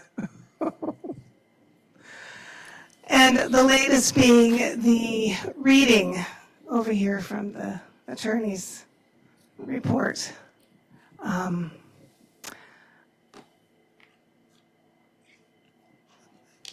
it angered me, I have to say, just because it's, I don't know who the finger's being pointed at, but I know that Jackie and I are pretty darn verbal about how we feel about things, and we do come in here quite often and share our opinions on things. And so I kind of feel attacked myself. I know that I have never threatened anybody with any of this. So I can only hope that the finger's not being pointed at me. But just because I see something as wrong, and I know she does not approve of me speaking in council meetings, but I don't really care. So just because I don't approve of something, that I see something is wrong in this city that I live in, that is my home, that I have spent most of my life in, I'm going to let you know. That's what you're here for, to listen to me. And I do appreciate that, because you do listen to me most of the time. So that, first off, I needed to get off my chest, because I'm still pretty upset about that. And then we're told that we can't share pornography in here, and yet it's okay for the library to give out pornography. That just really, and they don't have a pornographic adult section. So I just don't understand that. I don't understand how the library set of rules can supersede the Alaska statutes, the criminal law, and the federal law. I do not understand that. So maybe Madam Attorney can explain that in another meeting, how it supersedes the Alaska statutes. So another thing I was kind of upset about tonight was the pretty little package that, what's his name? Todd Smolden presented us with tonight about the carbon initiative. And he also presented that pretty little package to the borough meeting, and I was there for that one too. And I like how he leaves before anybody can say anything about it. That's, pretty handy. But carbon initiative, ESG, global warming, Green New Deal. Okay, I'll continue at the next one. Thank you. Thank you. Is there anyone else that wants to? Okay. I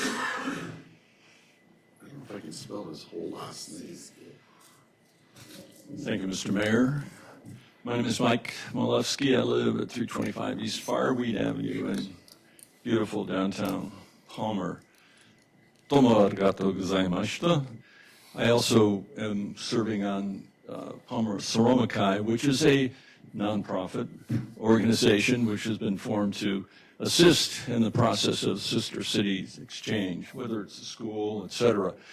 And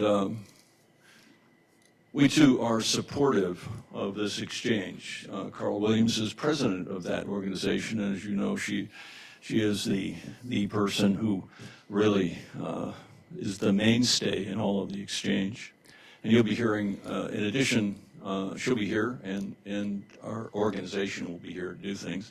I wanted to draw your attention, though, to a couple of things we've done as a radio station. Big Cabbage Radio has been intimately involved in interviewing people for the Arctic Winter Games. I recently interviewed the vice chair of that program, and it's up on our website. The reason why I mentioned it was because this time, after a couple of other interviews, we went through and did the detail of who gets to participate. And if I were to ask you, okay, if you knew a young person who might want to be a competitor in the Arctic Winter Games, what would they do? Well, she told us, and it's up there in that interview, but it's also, if you go to the AWG 2024 website, you'll get all of that detail. And I would commend that to you, because I think it's an important part that we sometimes forget. We know that there are going to be 2,000 competitors, or 2,000 volunteers and all the rest, but we forget that there are people from all around this area, or all around the state, that will be competing in the 20 different games that there are. And you may know someone who you want to point to and say, you know, take a look at that, because it's a valuable experience. In terms of the MPO, I've heard Kim's presentation. There was an opportunity at the Borough Chambers where a much longer presentation in detail was provided. And I think what she will do when she comes back, and hopefully, and if you have a work session, is provide some of that additional. But at this point in time, you can go online. Again, they're seeking input. So you can go, and you don't have to wait for that time to happen. Go and review the materials. If you have a particular concern or question and so on, they've been forthright in making sure that they go out and do that. The last thing I have is a set of numbers. I was inspired by Mr. Alcantara. I assume he's still listening there, although we don't see his face, because he used a number, 17,000. You remember that? It was 17,000 chickens. That was back in 1964. So let me ask you, what year? Your time is up. Yeah, but what year did the borough have 17,000 people? 1980. And we're now over 100. To be continued. Yes. Is there anyone else for audience participation? Okay. All right, we will close audience participation. Next is public hearing, ordinance number 23-001, amending the zoning map to revise the zoning designation of lots 8 and 9 Colony Fair subdivision located in section 32, township 18 north, range 2 east, Seward Meridian, Alaska, to be rezoned from R4 to high density, from R4 high density residential to CL limited commercial.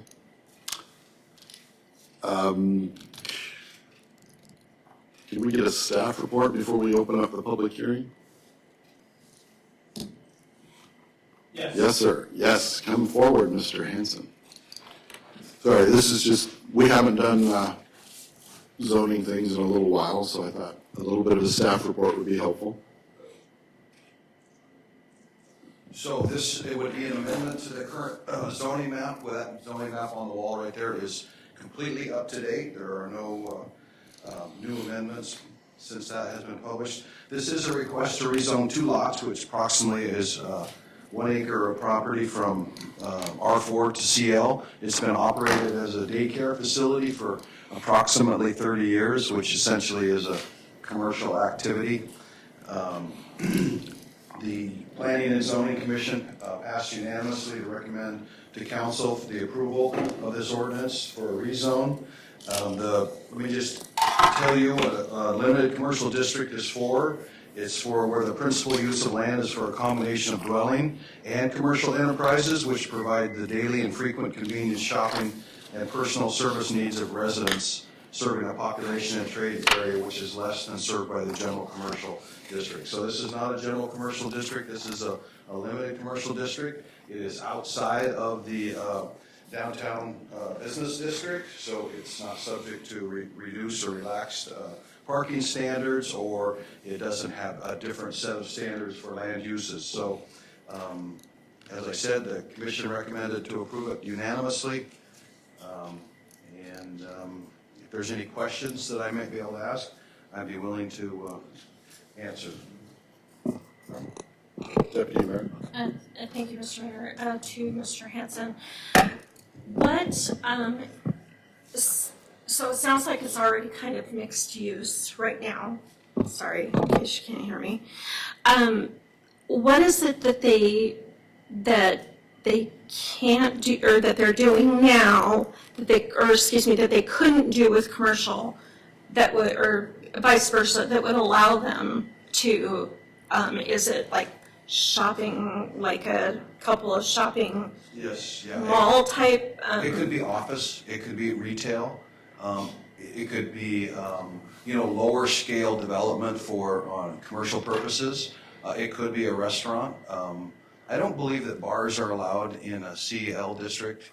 I'm almost positive of that. I have to look at the code. But yeah, it's basically a commercial district that's downsized. The reason for commercial limit is to be in close proximity to residential districts for the convenience of shopping or other personal service needs. But they're kind of doing that now with the child care facility. I mean, they Well- have isn't that correct? The two things that are allowed in residential in near residential areas are schools and like daycare centers. Okay, So thank they're you. allowed. That's what I wanted to hear. Okay, thank you. Councilman Tudor. Thank you, Mr. Mayor. I guess, my concern when I saw this was, and I understand this isn't part of the central business district, but, there's several parking issues in that area. People parking in front of mailboxes to where the post office can't deliver mail. Councilman Tudor, I just want to remind you, we haven't even done the public hearing, so. Oh, this okay. is just So- to get it to the public hearing. Oh, okay, I'm sorry, I'm probably speaking out of turn. Okay, I'll withdraw, sorry. I would address that, though. Go ahead.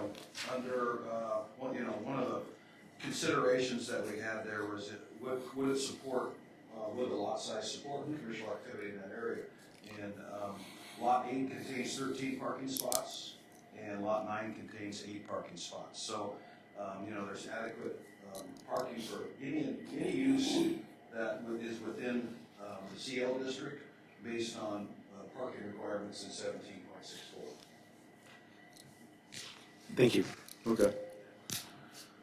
All right, we'll go ahead and open the public hearing for ordinance number 23-001. Anyone wishing to speak concerning this rezoning ordinance? Yes, Mr. Gerard.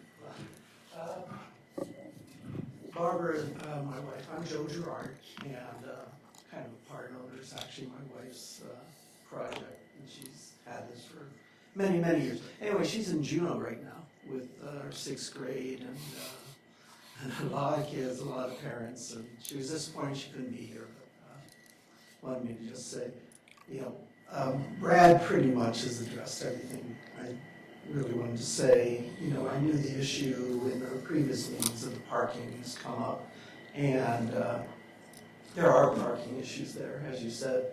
We have people that live on the opposite side of the road that come over and park there, on the weekends or evenings and stuff like that. But it was a daycare. I mean, they had buses in there, cars dropping off from 6 in the morning till 6 in the evening, and it doesn't necessarily mean that there won't be another daycare there, but it'll just open options for various services for the citizens of Palmer within driving distance or walking distance for that much.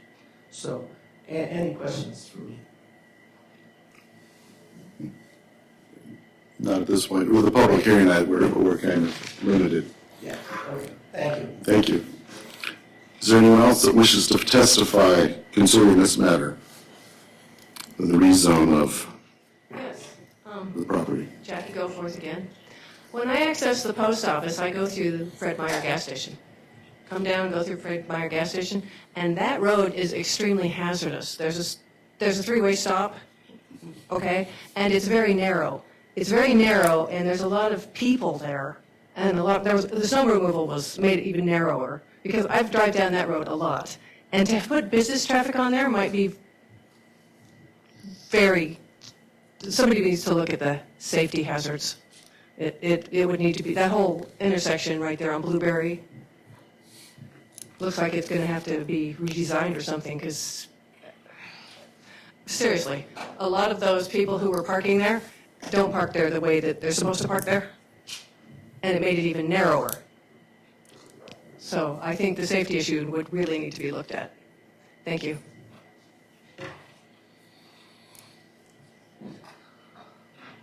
Anyone else wishing to speak to this ordinance number 23-001? Yes, Cindy Hutchins. It's just more of the same. I mean, anybody that has driven on that road, it is narrow. And it is in rough shape. I mean, potholes. Is the city gonna fix the road if they put any businesses in there? You got residents living on one side, and they do park on the street sometime. I go down that road quite often too. Coming from my place, I'll cut through Fred Meyer's and go to the post office. And it's a terrible road. If you get businesses in there, a restaurant especially, could you imagine a restaurant on that road? We've already got restaurants on roads that have no parking. It's ridiculous. Anyway, that's all.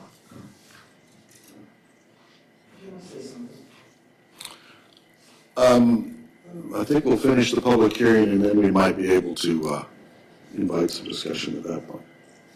If the clerk doesn't kick me. Okay. Oh. Mr. Molesky. Mike Malewski, back again. Focus on this one issue. I find it very interesting that the rezoning of that property has brought up something which has been bothersome to me. I don't drive down that road. I walk down that road. And one of the concerns that expressed over many years is there's no sidewalk.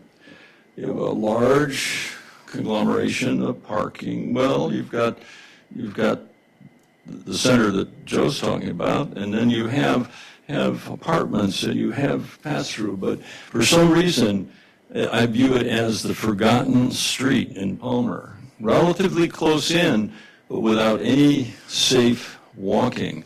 You can drive down it, if you know that. But everything that has been said before is true about the condition of that situation.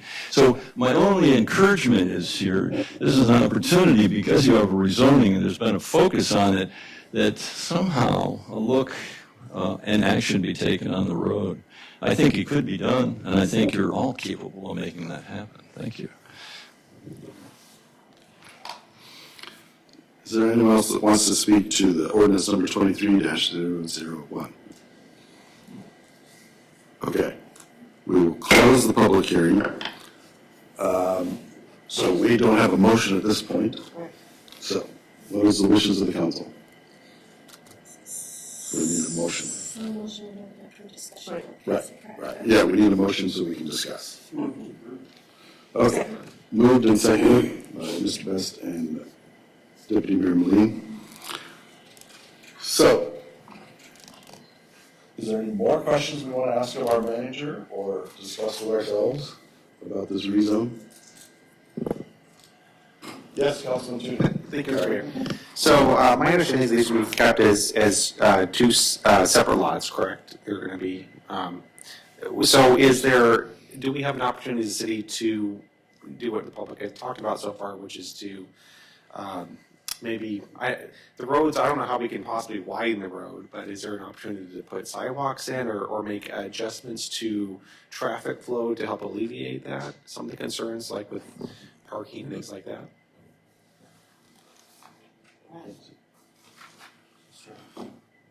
Mr. Manager, you want to tackle that or offer up Mr. Yes.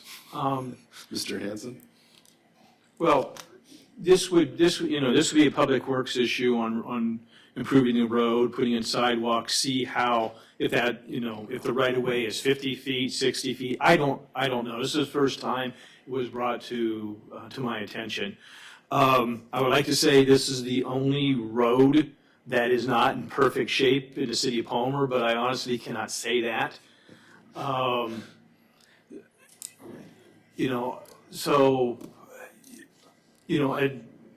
Certainly for the next meeting, that sort of thing, and it makes sense as is. I mean, if there's nothing there, no activity at all, it looks like it needs to be looked at, and I'm hearing that from City Council.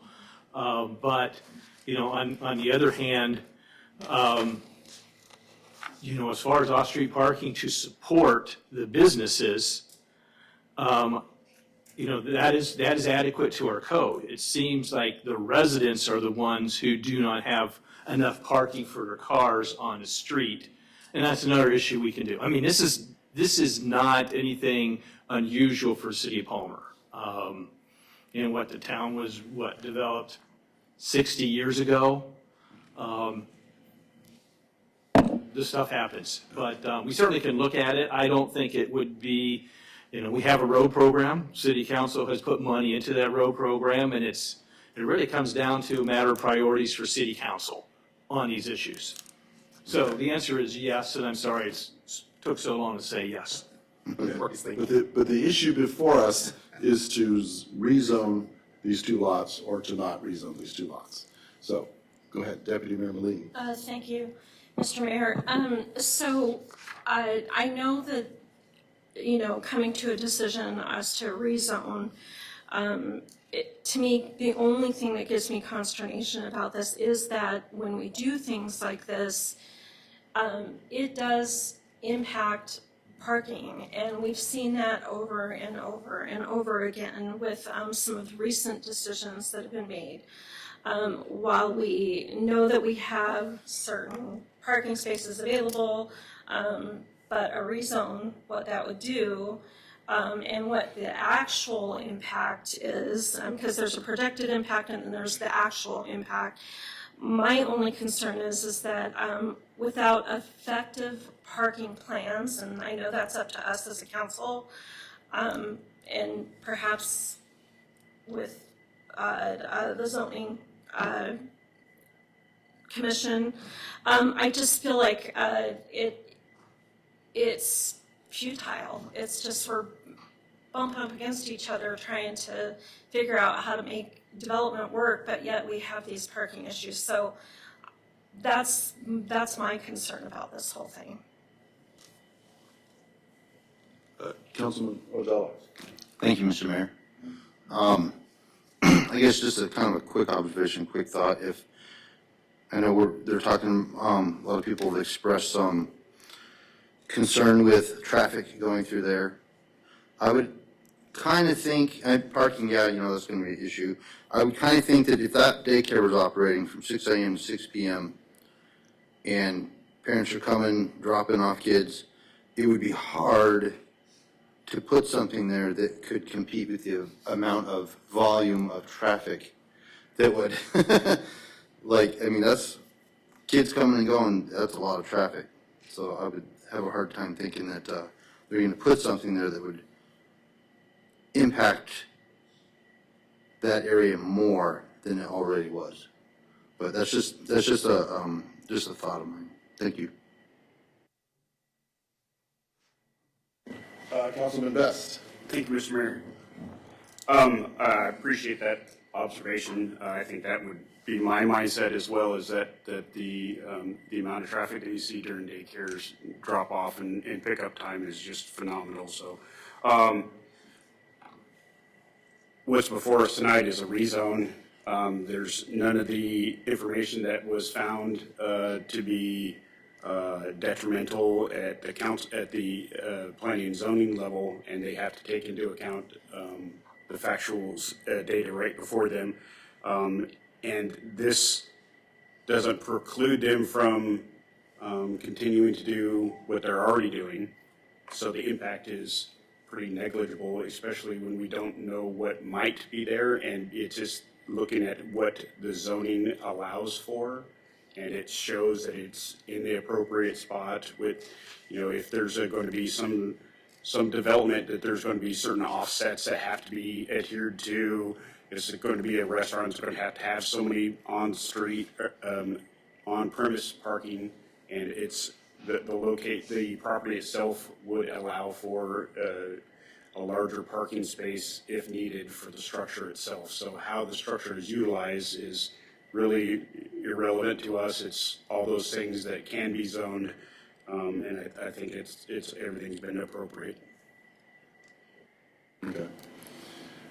And I will say I've picked up my grandson from there a few times, and yeah, the traffic gets interesting. But yes, before us is to rezone or not, and I think it is a kind of a moderate change. It's not too difficult.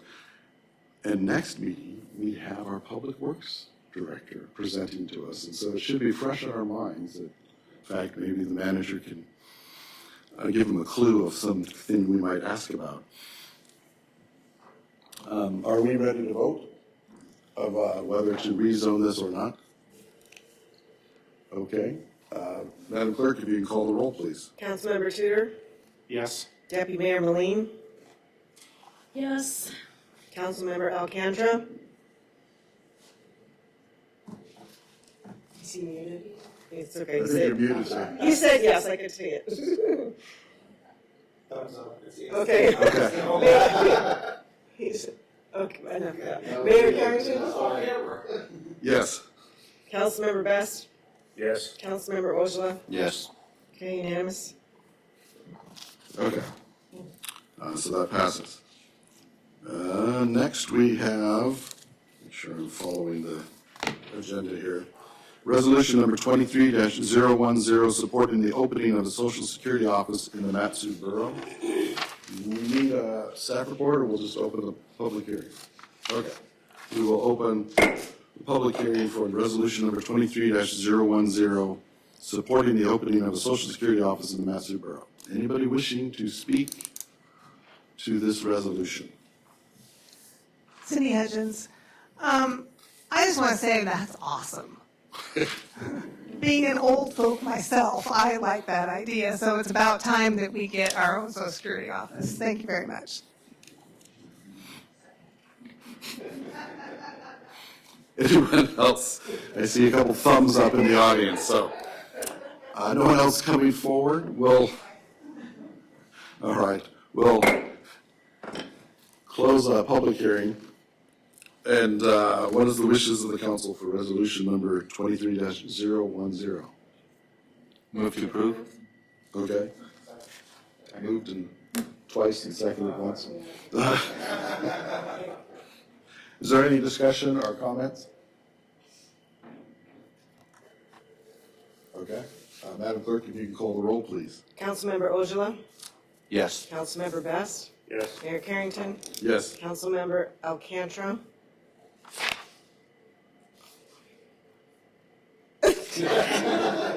Okay, we see the nod there. Okay, composure, okay. Okay. Deputy Mayor Maline? Yes. Councilmember Tudor? Yes. Unanimous. All right. No action memoranda, no unfinished business, no new business. Next, we have audience participation. So we will open audience participation. Oh, is there anyone signed up? We could just skip on through. There's only you And you guys. can grab it and sign it on the way if you want. Yeah. No, ma'am. No, ma'am. This is what confusing me. I put this up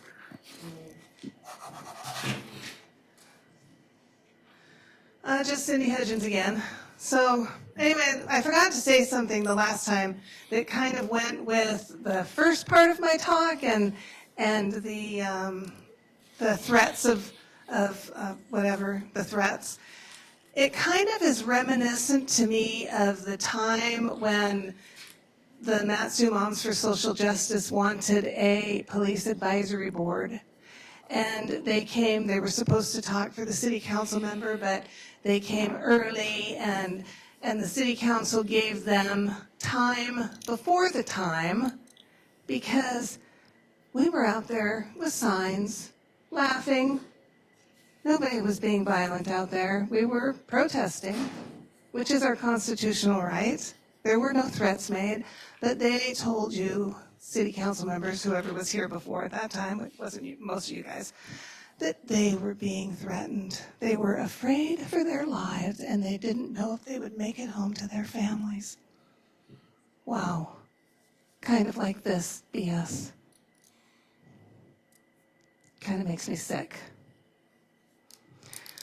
Anyway, back to the whole global thing.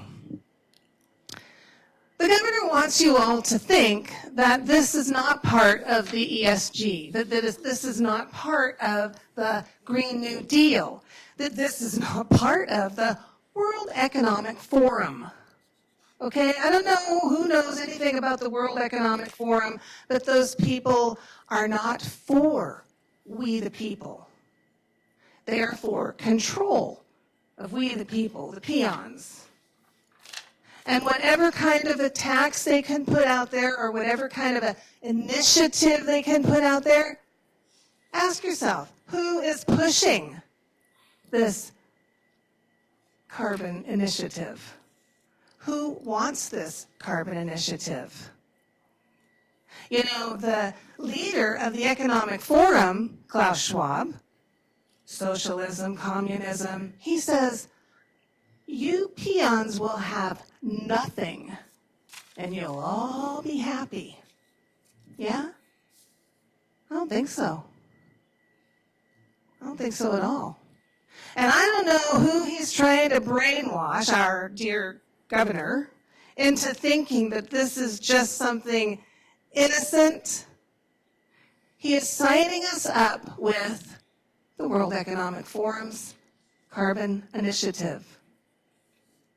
And they want to push this down into the ground, this liquid carbon that bubbles out of your soda? And Alaska is right on a fault line? Oh my goodness. Can you see them creating the next big quake? Anyway, it's just something for you to think about. Thank you. Have a good night. Don't have nightmares.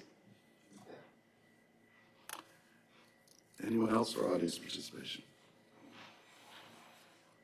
Oh, I probably should get that clipboard. I'm just gonna write JIG, that's my initials. Sorry.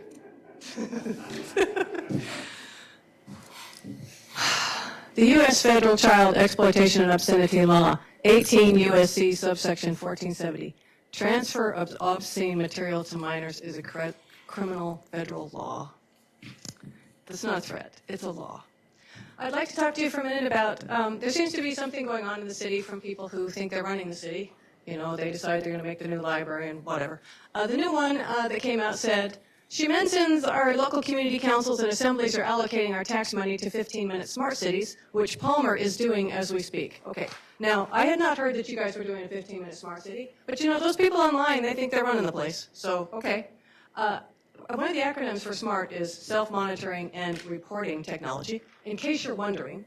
And a 15-minute city is about like a gulag. It's an open-air gulag. It's a chicken coop. It's an open-air gulag, okay? The very first thing they do, they don't build parks or whatever.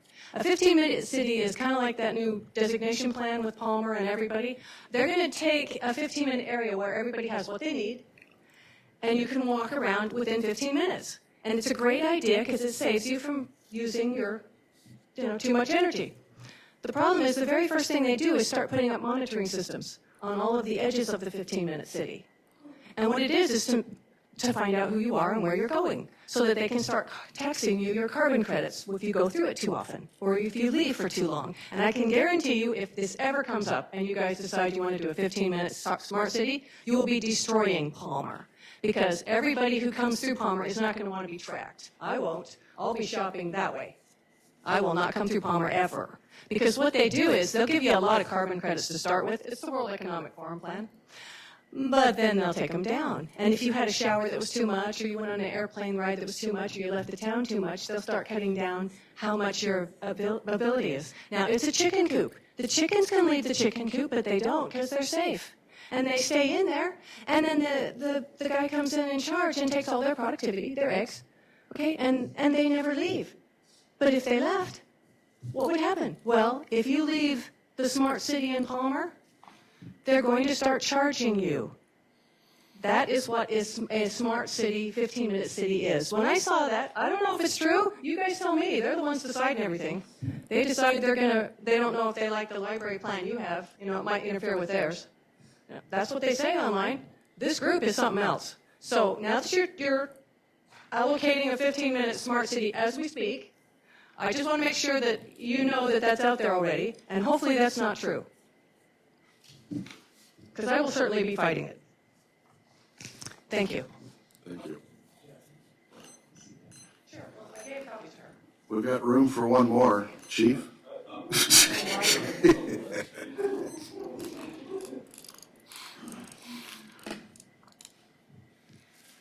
Mike Malewski back again. Well, I actually live in a smart city. I can pretty much walk anywhere in 15 minutes. So you have somehow done this, and I'm thankful that it's been revealed that we do already have a smart city. Anyone who lives in downtown Palmer pretty much can get around in 15 minutes and go anywhere. But I haven't noticed any cameras. Maybe you've hidden them so well that, well, in any case, Thank you for what you've done to this point. I can say that. And once again, for Mr. Alcantara, there was another number. I mentioned 17,000 as the number of people in 1980 that existed in the totality of the borough. Another figure that might help understand what's happening is that according to the figures I have before me, the 2010 census, moving from that to the 2020 census, 17,000 people were added to the borough population, or the entire population before. Now, the reason why I bring that up is because when I watch Kim do her presentation and we talk about urbanization, I see the maps and the rest of it. But the reality is, when I arrived back in 1980, there were 4,000 students in the school district. There are approaching 20,000.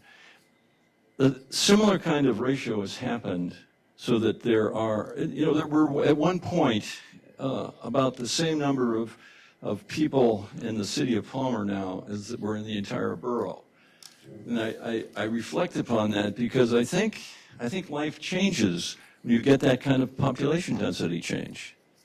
And what was in 1980 and 1985 is a different version. It may be Palmer, it may be that sense of whatever the spirit and culture is there, but size matters. And I think your challenge is how to do that, how to accommodate for that incredibly rapid growth all around, even if it may not be right here in Palmer. It affects Palmer. So that's, I suspect, your biggest challenge. But I know you're up to do it, right? Thank you. Okay. We'll close audience participation. Next, we move council comments to be before the executive session. I'll start off with, I forgot to mention, we're scheduling a joint meeting, a special meeting on May 9th at 5 p.m., so an hour before our normal time, with Parks and Rec. Every year we try to meet with each of our boards and commissions, and the chairman specifically wanted to make sure that they were early on the list because they have things to discuss with us. Councilman Alcantara, council comments. Are you going to sign language it, or did you figure the mute button? Okay. The quietest council comments I've seen.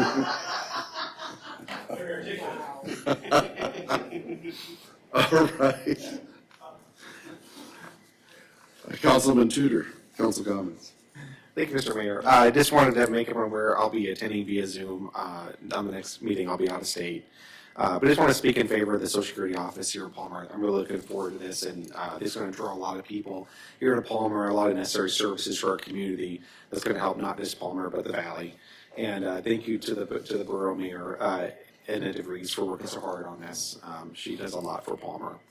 And yeah, just thank you, Mr. Mayor, for keeping me in line there when I spoke out of turn. I apologize and did not mean to break parliamentary procedure there. Councilman Hotel. Thank you, Mr. Mayor. I don't have a whole lot to say. I wanted to thank Kim Selin and Todd Smolden for coming to talk tonight about some of these things that are going on around us. The metropolitan thing, is kind of, I was thinking it kind of sounded good until they said it was going to be a nonprofit running it. But I'm a little leery about that. But other than that, I'm sure it's a good opportunity for us to get some federal cash to do some projects, which I'm kind of iffy about that too, because we need to take more money than they need. But we do need to do some growing out here, and that's about it. Thank you. All right. Councilman Best. Thank you, Mr. Mayor. Recently, been able to have some conversations with the chief of the fire department, but it was from a service perspective. We've been having him check the apartment. We've got a little alarms going on and whatnot, so I'd just like to say that I appreciate Chief and their crew out there and coming in and keeping everybody safe, so I appreciate them.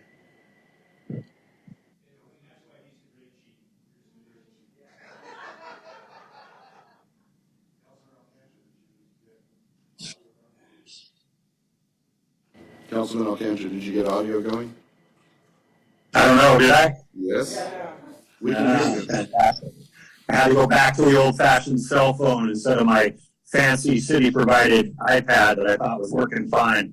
Hey, I did want to comment a little bit on the comments of Mr. Molesky and just kind of putting things in perspective. He did a good job, but the city of Palmer has tripled in population since 1980. The Matsu borough has gone 6 times. And I don't know if you can still hear me or not, but so I'll keep it short. But I think we're going to have to, we've been a city for 72 years. I'll correct the city manager, and we're going to have to negotiate growing pains. So I appreciate the actions that we're taking tonight, and I wish everybody a good night. I don't know how it's going to work with executive session, so I'll be quiet for a little while. Deputy Mayor Lee. Thank you, Mr. Mayor. I really don't have anything major, no major comments tonight. Although I will say that the chief is quicker at responding to emails than anybody I've seen so far. So. The chief in the room? Okay. The good chief. Okay. All right, we need a motion and a second, and then we need to vote to go into executive session. So move. And so we are moving to go into executive session for subjects that tend to prejudice the reputation and character of any person, the city clerk's evaluation. And no action may be taken by the council following executive session. So we got a motion and a second? Okay, Madam Clerk, if you call the roll. Councilmember Ojo? Yes. Deputy Mayor Moline? Yes. Councilmember Tudor? Yes. Mayor Carrington? Yes. Councilmember Alcantara? Yes. Councilmember Best? Yes. All right. Unanimous. And we'll take whatever, 5 or 10 minutes to kind of set the room up. Thanks.